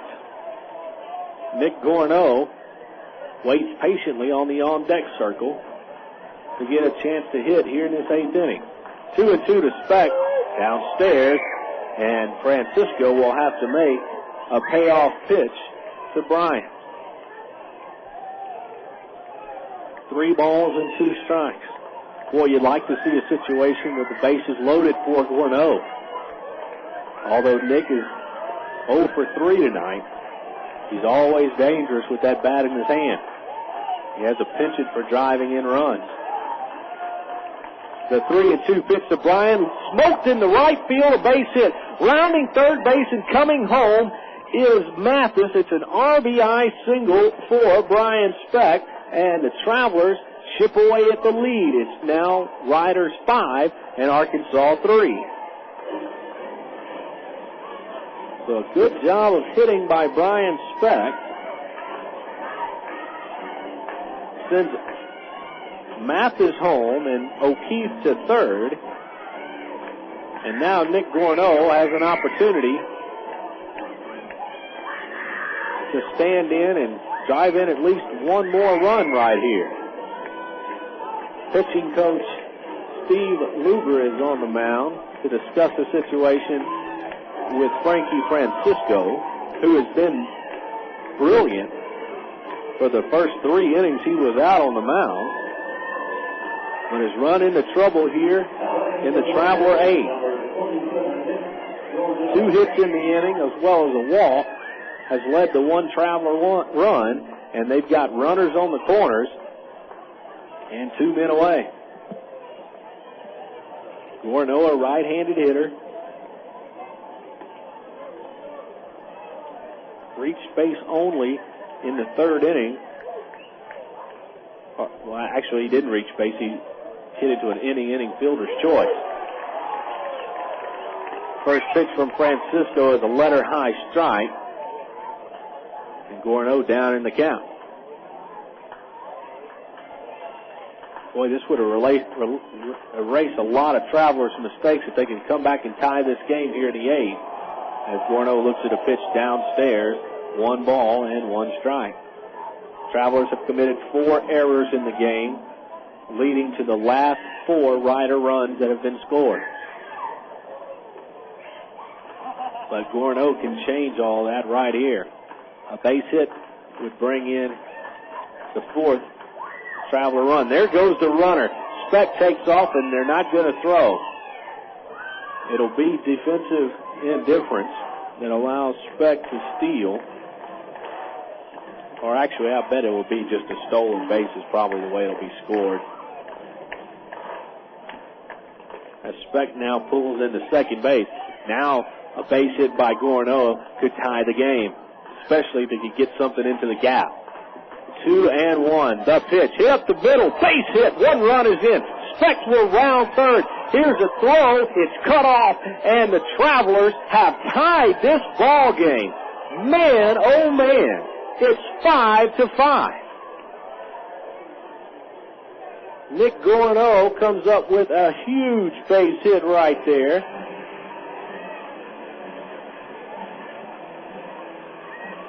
As he hit it right back up the box to tie this game.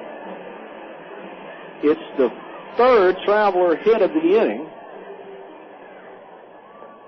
And Gorno is credited with 2 RBI. Now Brent Del Chiaro will hit. Del stands in from the right side. Gorno a short lead at first base. The pitch. High and tight. Ball 1. Brent is 0-for-1 tonight. He popped out in the 4th inning. Walked and scored in the 2nd. And walked in the 7th. He looks to continue the inning right here. As Francisco deals, it's hit off the end of the bat. A grounder slowly to second base. Espada is there, throws out Del Chiaro, but the damage is done. The Travelers on 3 base hits score 3 runs here in the 8th inning to tie the game at 5 as we go to the bottom half of the 8th here on FM 101.1 The River. Warmer days are moving in. Get moving on your tan. Look good and feel great with a healthy, glowing tan from Advanced Sun Systems. Advanced Sun Systems has 4 levels of tanning to suit you and unlimited tanning packages that start at $20 a month with a one-time enrollment fee. Advanced Sun Systems also has the hottest swimwear and beachwear with colors and styles you won't find anywhere else. It's summer year-round at Advanced Sun Systems, located on Chenal Parkway, Maumelle, and the North Little Rock location that offers the incredible UV-free Mystic Tan. Make your appointment today at Advanced Sun Systems and get ready for the ultimate tanning experience. Go your own way with National Car Rental. Take a one-tank trip and discover Arkansas. National's great weekend special is just what you need for a trip to the Ozarks. Or get your friends together and rent a minivan to visit historic Eureka Springs. National offers a wide choice of sizes and styles, from luxury cars to vans and sport utility vehicles. Unlimited mileage rates are available. National Car Rental has 2 convenient locations, Little Rock Airport and North Little Rock at 3919 Pike Avenue. See National Car Rental's ad in the yellow pages for more information. Go your own way with National Car Rental. Miller Lite. Miller time. It's time to grab the fellas and hit defrost. Great tasting Miller Lite. Time to melt cold shoulders. Time to pull your mojo out of the freezer and warm it up on the grill. It's time for a great tasting Miller Lite. Great tasting Miller Lite. At a place called Miller Time. Miller Lite, Miller Brewing Company, Milwaukee, Wisconsin. Live responsibly. Trav's right-hander Matt Wilhite will come on to pitch the bottom of the 8th inning and continue his relief work. Wilhite allowed the last 2 runs to score, despite the fact that they both scored on errors. Probably factors into the decision while he comes back out. He delivers the first pitch of the 8th inning to Joe Espada outside for ball 1. Zamora in on the grass at third base.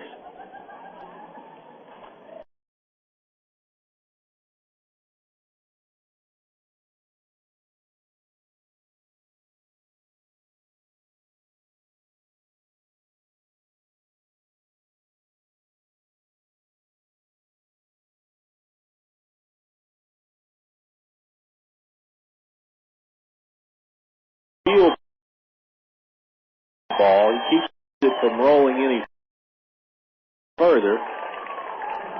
And it'll be another infield single for the Riders tonight. Let's see, that's the 3rd one in as many innings.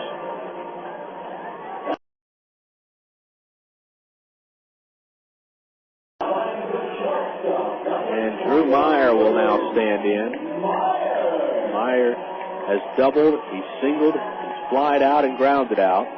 2 for 4. And he stands in now in a tie ball game. Zamora playing way in on the grass at third base. And now manager Tyrone Boykin, I don't think is going to be hasty here. Or he is going to be hasty, I should say. He's going to make a pitching change, I would bet. Dusty Bergman has been warming up since the Travs tied the game in the top half of this inning. And Tyrone has gone to the hill and gathered all the infielders around him. And this is a bit of a stall tactic to give Dusty a couple of more pitches to throw. But the pitching change will be made, I can almost guarantee it right here. Especially since Espada has reached, he represents the go-ahead run. And as late as we are in this ball game, Tyrone Boykin not wanting to take any chances, you can imagine. And Tyrone has been told by the umpire, Todd Titchener, to break up the conference. And the pitching change has been made. Dusty Bergman will enter. We'll tell you about Dusty here in just a moment. But first, a message from the Arkansas Prostate Cancer Foundation. As many as 1 in 6 American men are going to be diagnosed with prostate cancer sometime in their lifetime. 2 simple tests can prevent this disease from being a death sentence. It takes 10 minutes, and if you're over age 40, and especially if you're African American, get to your doctor to have these tests done. It's a test that could save your life. Do it for your health, do it for your friends, do it for your family, and do it for yourself. A message brought to you by the Arkansas Prostate Cancer Foundation at www.arprostatecancer.org. We've got a new pitcher. It's Dusty Bergman. We'll tell you about him in 60 seconds on the river. Hello, this is Steve Stevens, and I'd like to talk to the men out there about a disease you don't want to think about, prostate cancer. Prostate cancer hits 1 in every 6 men during their lifetime. More than 1 million men have been diagnosed in just the last 5 years. 200,000 have already lost their lives. Early detection could have saved a lot of good men. The Arkansas Prostate Cancer Foundation urges you to get tested, so please take the first step, because it's time to say no more to prostate cancer. Hi, fans. This is Phil Elson, voice of the Travs. I hope that you enjoy listening to Traveler Baseball as much as I love broadcasting it. Thanks for welcoming me and Arkansas's only professional baseball team into your house, car, or workplace. Please show your support of the Travelers radio broadcast by thanking our sponsors when you get the chance. Let them know that you heard them. They'll appreciate it, and the Travs certainly do, too. And keep tuning in all season to the Travs on Unforgettable Favorites, FM 101.1, The River.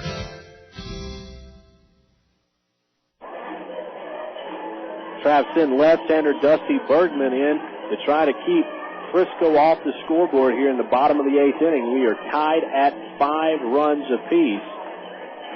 Here's the numbers on Dusty. This is his 50th appearance. It leads the team in appearances. 6-5 the record, 3.82 ERA. Dusty's given up 115 hits, 32 walks, 82 strikeouts. That's 50 more strikeouts to walk. 273 the opponent average against him in 108 1/3 innings. Jason Bourgeois will be pitch running for Espada at first base and will take over in the field when we get to it. As first pitch is a bunt, sacrificed beautifully by Meyer. It moves the runner, Bourgeois, up to second base. So it didn't take long for Meyer to do his job. Sacrifice 1-3, and the go-ahead run is in scoring position in the person of Jason Bourgeois, who can fly. Now Andrew Beinbrink to stand in. He collected one of these infield singles that Frisco has been having here in the last 3 innings. He's also struck out twice and grounded out. He stands in with the go-ahead run at second base. We're tied at 5 in the bottom of the 8th inning, and Dusty Bergman backs off the pitching slab.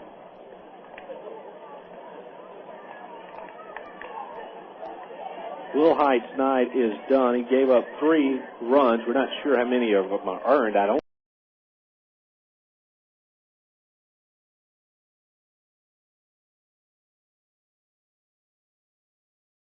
Boy. So an intentional walk.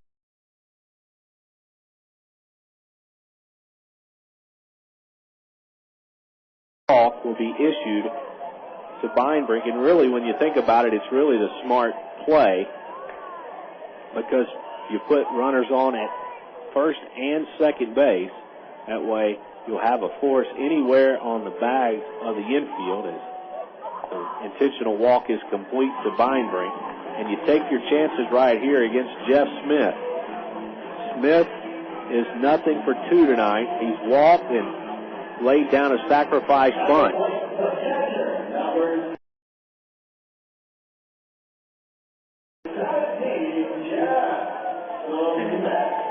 He stands in with the potential winning run at second base.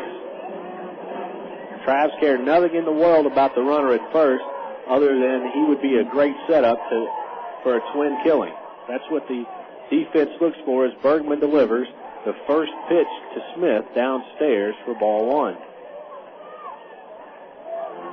Speck and Smith shaded toward the middle, be able to cover the base if the ball is hit on the ground in the infield. Zamora and O'Keefe at normal positions at third and first. The pitch lifted in the air, high fly ball center field. Kenny James camps under it, makes the catch, and not tagging up is Bourgeois. So a good play by James. He backed up, made a running start at the ball, and fired a strike back to the infield. Got the ball back in a hurry, and that's the second out of the inning. Wasn't hit deep enough by Smith to advance the runner. However, if the runner is at third base, that might have scored. But being that he's at second, he has to stay put. And now Lance Burkhart, their usually starting catcher, will pinch hit here for Todd Mensick. Burkhart, a right-handed batter, stands in, and Bergman wheels as if to throw to second base. Burkhart really crowds the plate from the right side, and he has a chance to be the hero right here for the Frisco RoughRiders. 2 on, 2 out, 5-5 score in the 8th, and he sends a shot into left field. Drifting back is Duncan, and he drops the ball. Duncan had it in his glove and dropped it. 1 run is in. Another chugs around third and scores. 2 runs on an error by Carlos Duncan. Wow, that ends the inning if Duncan makes that catch. It was hit on a line. Duncan had to go back laterally for the ball. Had it in his glove waist high, but could not squeeze it and hold it. It's the 5th Traveler error of the night, and it scores 2 more Rider runs, and this tie game has been broken open. 7-2 now. What should have been the 3rd out of the inning now continues for Botts. Boy, this is just disheartening for Travelers fans. You rally for 3 in the top of the 2nd inning, and you have a chance to make the 3rd out and squash a rally by Frisco, and you drop the ball, allowing 2 runs to score. And now a wild pitch is going to send Burkhart to third base. Well, the Travelers have just really fallen apart defensively. That is 2, 3, 4th wild pitch of the night by Arkansas pitching. and it couldn't come at a worse time. The next pitch is hit in the air, base hit to right field that scores another run as Minsick crosses the plate. Botch with an RBI single, and it's now 8-5 in favor of the Riders. Boy, we could have been headed for extra innings had Carlos Duncan hung on to that ball. Again, it was not the easiest catch in the world to make, but boy, somebody that's a double-A player has to make that catch. He went back laterally toward the wall in left center field, got back there, had his glove waist high, and just didn't catch the ball. It hit out of the heel. First pitch to Patrick Boyd is low from Bergman, ball one. Bergman ready to deliver again. Catches the outside corner with a strike. And the count is even. But despite all the errors Arkansas has made, and there's been a bunch of them, 5 on the night, they still could have at least had or still should have be in position to win this game. The next pitch from Bergman is in the dirt. 2 balls and 1 strike.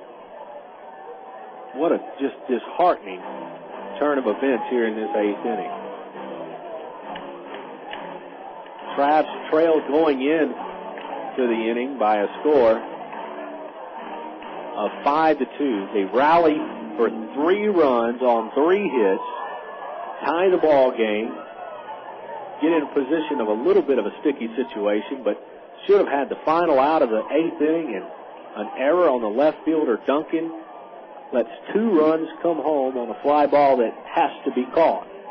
Next pitch from Bergman in the dirt, 2 balls, and, was fouled away. It's 2 balls and 2 strikes. It was just nubbed right there to the on-deck circle down the first base line. Bergman delivers 2-2, and this one's hit off the end of the bat out of play, first base side. Just a disheartening night. Boy, you just hate it for the Travelers and their fans. 8-5 the score. Bergman delivers. The 2-2 is sliced foul into the Traveler dugout. Little looper that reaches into the first base dugout. 2 balls and 2 strikes. 3 runs already home for Frisco here in this 8th inning. And Boyd swings, lifted high in the air, and a shallow fly ball to right field. Drifting out is Casey Smith, and he'll make the play for the final out of the inning. But 3 more runs come home on 2 base hits. A costly error. And we go to the final 3 outs that the Traveler have in the 2003 season next on the river, with Frisco leading 8-5. Hey, what's up? This is Lala, and welcome to Coke FM, bringing you the hottest new sounds. The real can't be bought or sold, taught or told. The boy tried to keep it, but he lost his soul. On the road to the riches, he lost control. Got the eye of the needle, I was off control. If you stand for nothing, you're far from gold. In your actions, all you told.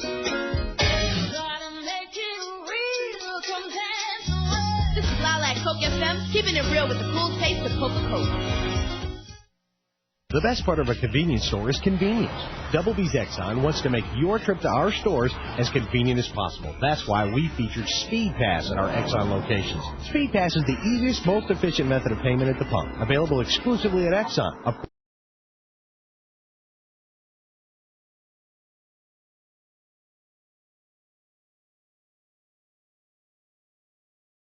Of course, Double B's Exxon.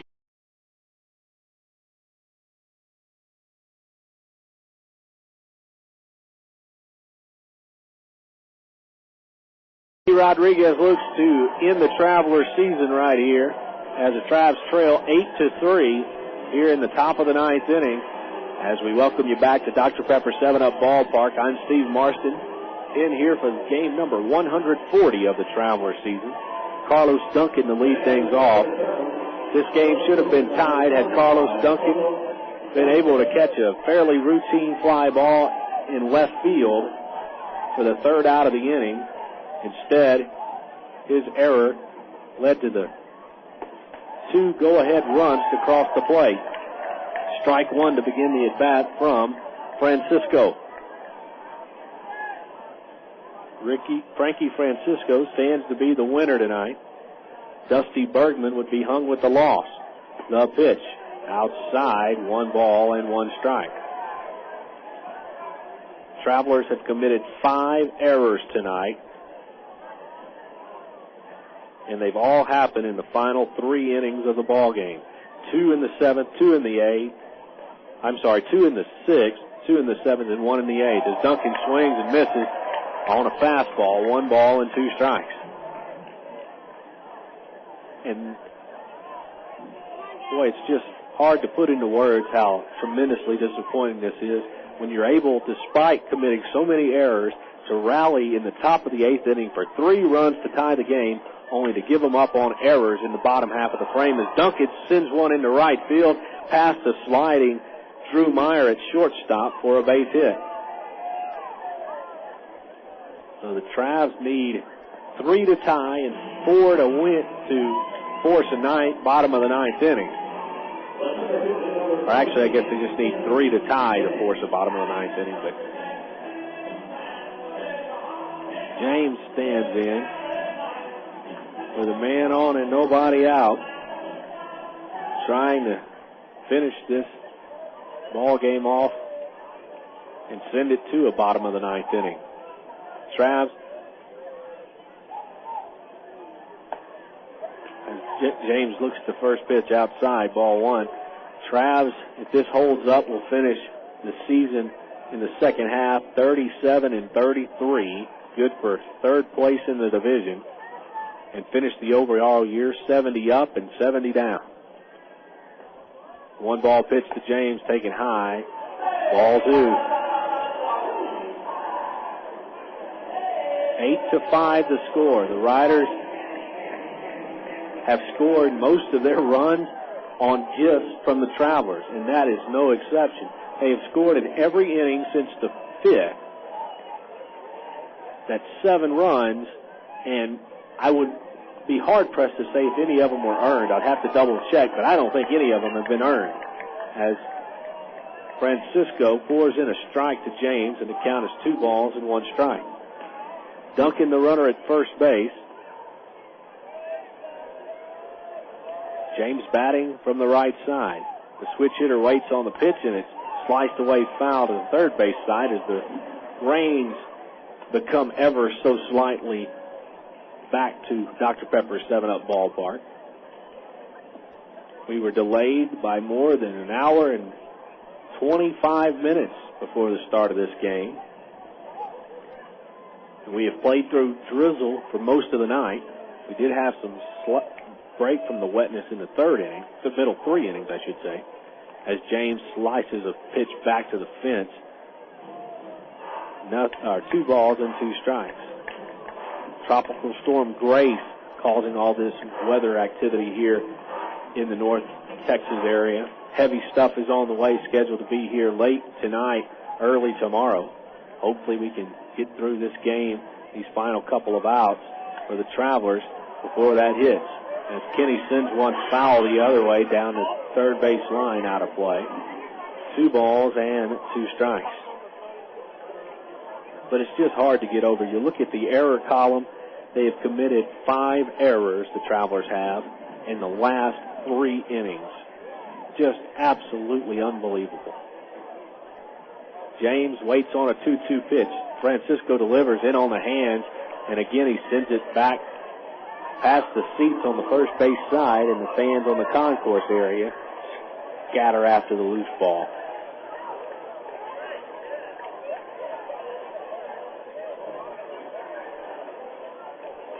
Duncan gets a short lead at first base. And Kenny swings and line, high fly ball down the right field line, hooking foul, out of play. Kenny got a hold of one that time, but sent it just foul into the seat. down there on the right side.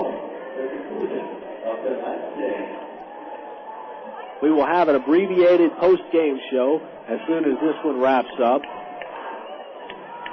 So we'll invite you to stay tuned for that, a quick recap, and that'll be all for baseball for the Travelers until next April.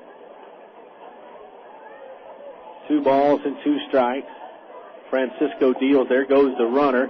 No throw. It'll be a stolen base for Carlos Duncan, and he's in at second now. As the count is full on James, 3 balls and 2 strikes. Infield plays back at most of the positions, save third base as Kenny gets into one down the right field line. This one is gone.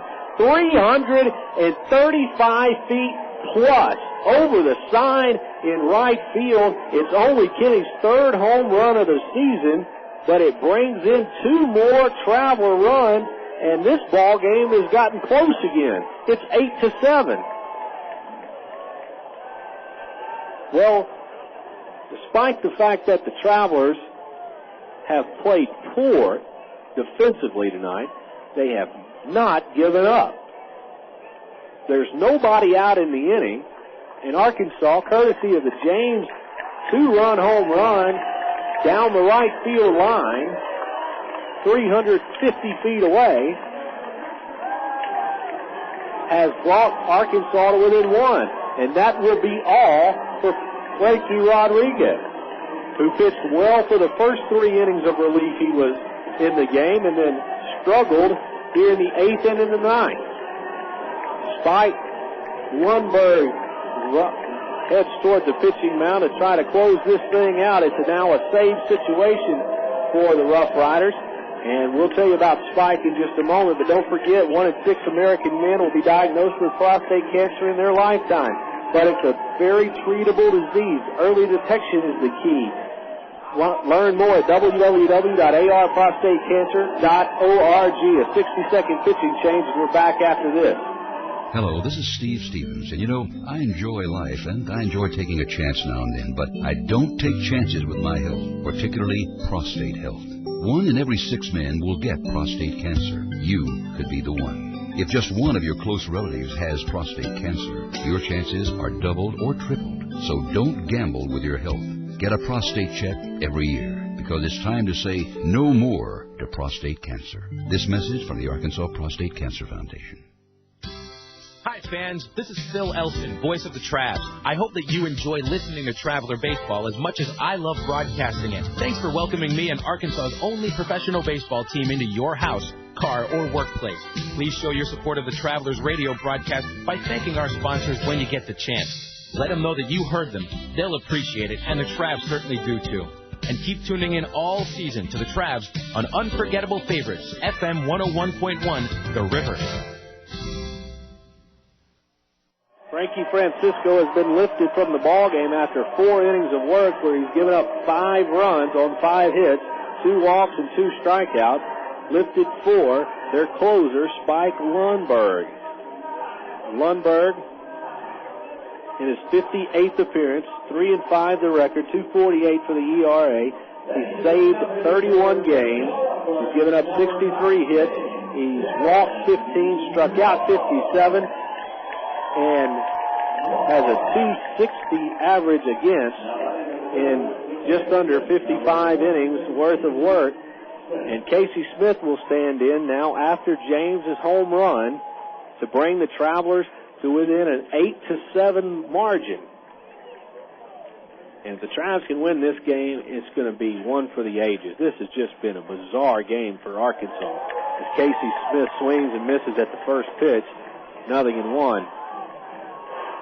Travelers trailed by a score of 5-2 going into the 8th inning as Lundberg kicks and deals. Smith hits it on the ground. Base hit into left field. It's knocked down by the shortstop Meyer, but Casey gets an infield single. So the Travs continue a hit parade here in the 9th inning. But going back to the recap, Travs trailed 5-3 going into the 8th inning, having committed 4 errors in the game. They score 3 runs in the 8th to tie it, Then 2 costly errors in the bottom half of the 8th inning allow 3 Rider runs to score, and Frisco took an 8-5 lead in the beginning of this 9th inning. Then Duncan singled, James homered, and now Smith is aboard, and nobody out as Mathis stands in and looks to Bunton and pulls the bat back for strike 1. I beg your pardon, it is not Spike Lundberg in the ballgame. It is Darren Moore, number 19, not number 11. I apologize for that. Darren Moore in the ballgame pitching, not Lundberg. He's being saved for the playoffs, you've got to imagine. As this is a meaningless game for both teams, as Mathis again pulls the bat back and takes the pitch outside. It's 1-1. So let me give you the numbers on Moore. He's 0-3. This is his 22nd appearance, 6.11 on the ERA. And opponents are hitting .269 against him. And that goes up a little bit since Casey Smith singled just moments ago off of him. Now, count is 1 ball and 1 strike to Mathis. The tying run at first base, the go-ahead run at the plate. Mathis squares and pulls the bat back again, and it's 2-1. What an odd game for the Travelers. They have looked poor in the field here in the last 3 innings, really last half of the game to be more specific. Still, they have fought and battled their way back. They trail by 1 run here in the 9th inning. Nice sacrifice bunt to the third base side of the mound. Moore fields, throws out Mathis. Smith advances to second base. So the sacrifice is good. 1-3. Actually make it 1-4 as the second baseman is Jason Bourgeois, who came in as a defensive replacement after pinch running, covered on the play, and it's sacrifice 1-4. And now, with 1 out, Mike O'Keefe will stand in from the left side and try to come up with a base hit here to tie the ball game. We've been tied twice tonight. Tied at 3, and then again tied at 5. Now it's 8-7, and O'Keefe looks at the first pitch away, ball 1. But considering that the Travelers have nothing to play for, that is the conclusion of these 3 outs, they'll be making off-season plans. This has been something encouraging to see as O'Keefe gets out in front of a pitch and chops it foul down the first baseline, out of play. 1 ball and 1 strike. We approach 10:45 in the Central Time Zone. For those of you listening to us on the river, or on the not only on our flagship radio station, the River, but the Travs.com website. O'Keefe stands in from the left side, the pitch misses away, 2 balls and 1 strike. The next home game for the Travelers will be Sunday, April 18th against the Wichita Wranglers, a 3 p.m. Sunday game to begin the 2004 season. As O'Keefe looks at the pitch downstairs, 3 balls and a strike. So with first base open, it wouldn't be just a terrible waste to put O'Keefe on. It'll set up a double play here for the RoughRiders. With only 1 man out in the inning, let's see how Moore delivers. He pitches, and outside, that may have been one of those intentional walks as O'Keefe reaches, and now Junior Zamora to hit. Junior's plan is to stay out of the double play. Hit the ball on the ground in the outfield somewhere. A deep fly ball may allow Smith to tag from second base and get to third, but you'd like to see Junior be able to put something in the gap. Give a chance for a couple of runs to score. As he swings and misses on an off-speed pitch. Strike one. Junior 1 for 3 tonight. He's been hit by a pitch and singled and scored way back in the second inning. This game got underway at 7:27 tonight after it was supposed to have started at 6 o'clock. A nearly 90-minute rain delay as Junior swings and misses a slider from Moore, and Moore's ahead in the count, 0-2. But this has been a long, long game here tonight. Looked for a while like we wasn't going to be able to get any baseball in. Rain, it's been kind of off and on raining all afternoon. It got heavy right before game time, and that delayed the start. As Junior chops one foul down the third baseline, and the count hangs at no balls and 2 strikes.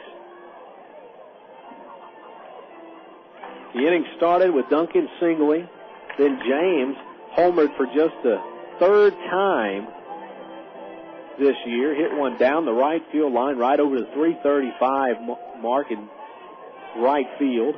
Then an infield base hit by Casey Smith, a sacrifice by Mathis, and a single by O'Keefe, a walk to O'Keefe. And now Junior Zamora down 0-2, and he swings and misses. Strike 3. Couldn't hold up on a pitch out of the zone. Junior couldn't recognize the spin on the ball, apparently. And Moore gets a big, big strikeout. Now there are 2 men out in the inning, and the season rides on Brian Speck. If Brian comes up with a base hit, we'll go to the bottom of the 9th inning. If anything else, the Traveler season is over. But again, just a bizarre game this has been. Travs have battled and scratched their way to within 1 run after literally handing this game over to the RoughRiders by committing 5 errors tonight. The crowd comes alive as Speck looks at the first pitch outside, ball 1. The crowd has been hanging around for most of this wet, drizzly night. They've got a big laser show coming up in a little while at the conclusion of the game, and they want to celebrate the end of the regular season with their first half champion, Frisco RoughRiders. The 1-strike pitch is hit on the ground to first base. This will be the end of the Traveler season. It's fielded by Minsick. He flips to the pitcher Moore, and that will do it. The Travs had every opportunity to win this game, and they lose it, though they battled hard. 8-7. We'll come back with the totals after this. The Fish House is known all across Arkansas for its great catfish, but did you know that the Fish House can cater any event anywhere in the state? Catfish, chicken, hush puppy, shrimp, fries, coleslaw, baked beans, all of them cooked on site. The Fish House even provides plates, utensils, and napkins for up to 3,000 people. All you have to do is eat, because the Fish House takes care of everything else. Come see us for a great meal in Conway at 116 South RoughRider, or call toll-free 877-661-3774 for the Fish House. Now that the baseball season is here again, moms everywhere begin scouting for a cool, delicious recipe that won't take extra innings to make, like Del Monte's Quick 3-Bean Salad. Simply combine a can of Del Monte cut green beans, a can of Del Monte wax beans, a can of kidney beans, and a 1/4 cup of chopped red onion. Toss it together with some Italian oil and vinegar salad dressing, and you've got a quick score. Del Monte steps up to the plate with simple mealtime solutions that will have you saying, hey, I can do that. Look for Del Monte vegetables at your local Harvest Foods. Harvest Foods, an Arkansas company serving Arkansans. Boy, it sure gets hot during the baseball season, and Ready Ice, Arkansas's largest ice company, is always the best choice to keep your favorite drinks cold. Once again, Ready Ice is proud to present Ready Ice Wednesdays at Ray Winder Field. Just pop in anywhere Ready Ice is sold in Greater Little Rock, like Exxon stations or your local convenience store, and grab a coupon good for $2 admission to any Travs Wednesday home game. Get ready, get the coupon, and go to Ready Ice Discount Wednesdays at Ray Winder Field.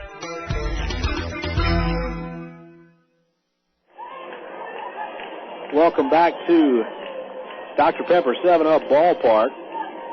The Frisco RoughRiders out-dueled the Arkansas Travelers after the Travelers literally tried to give this game away with 5 errors, but Arkansas did not quit, scoring 2 runs in the 9th inning but it was not enough. They lose tonight by a final score of 8-7. Here are the final totals for you.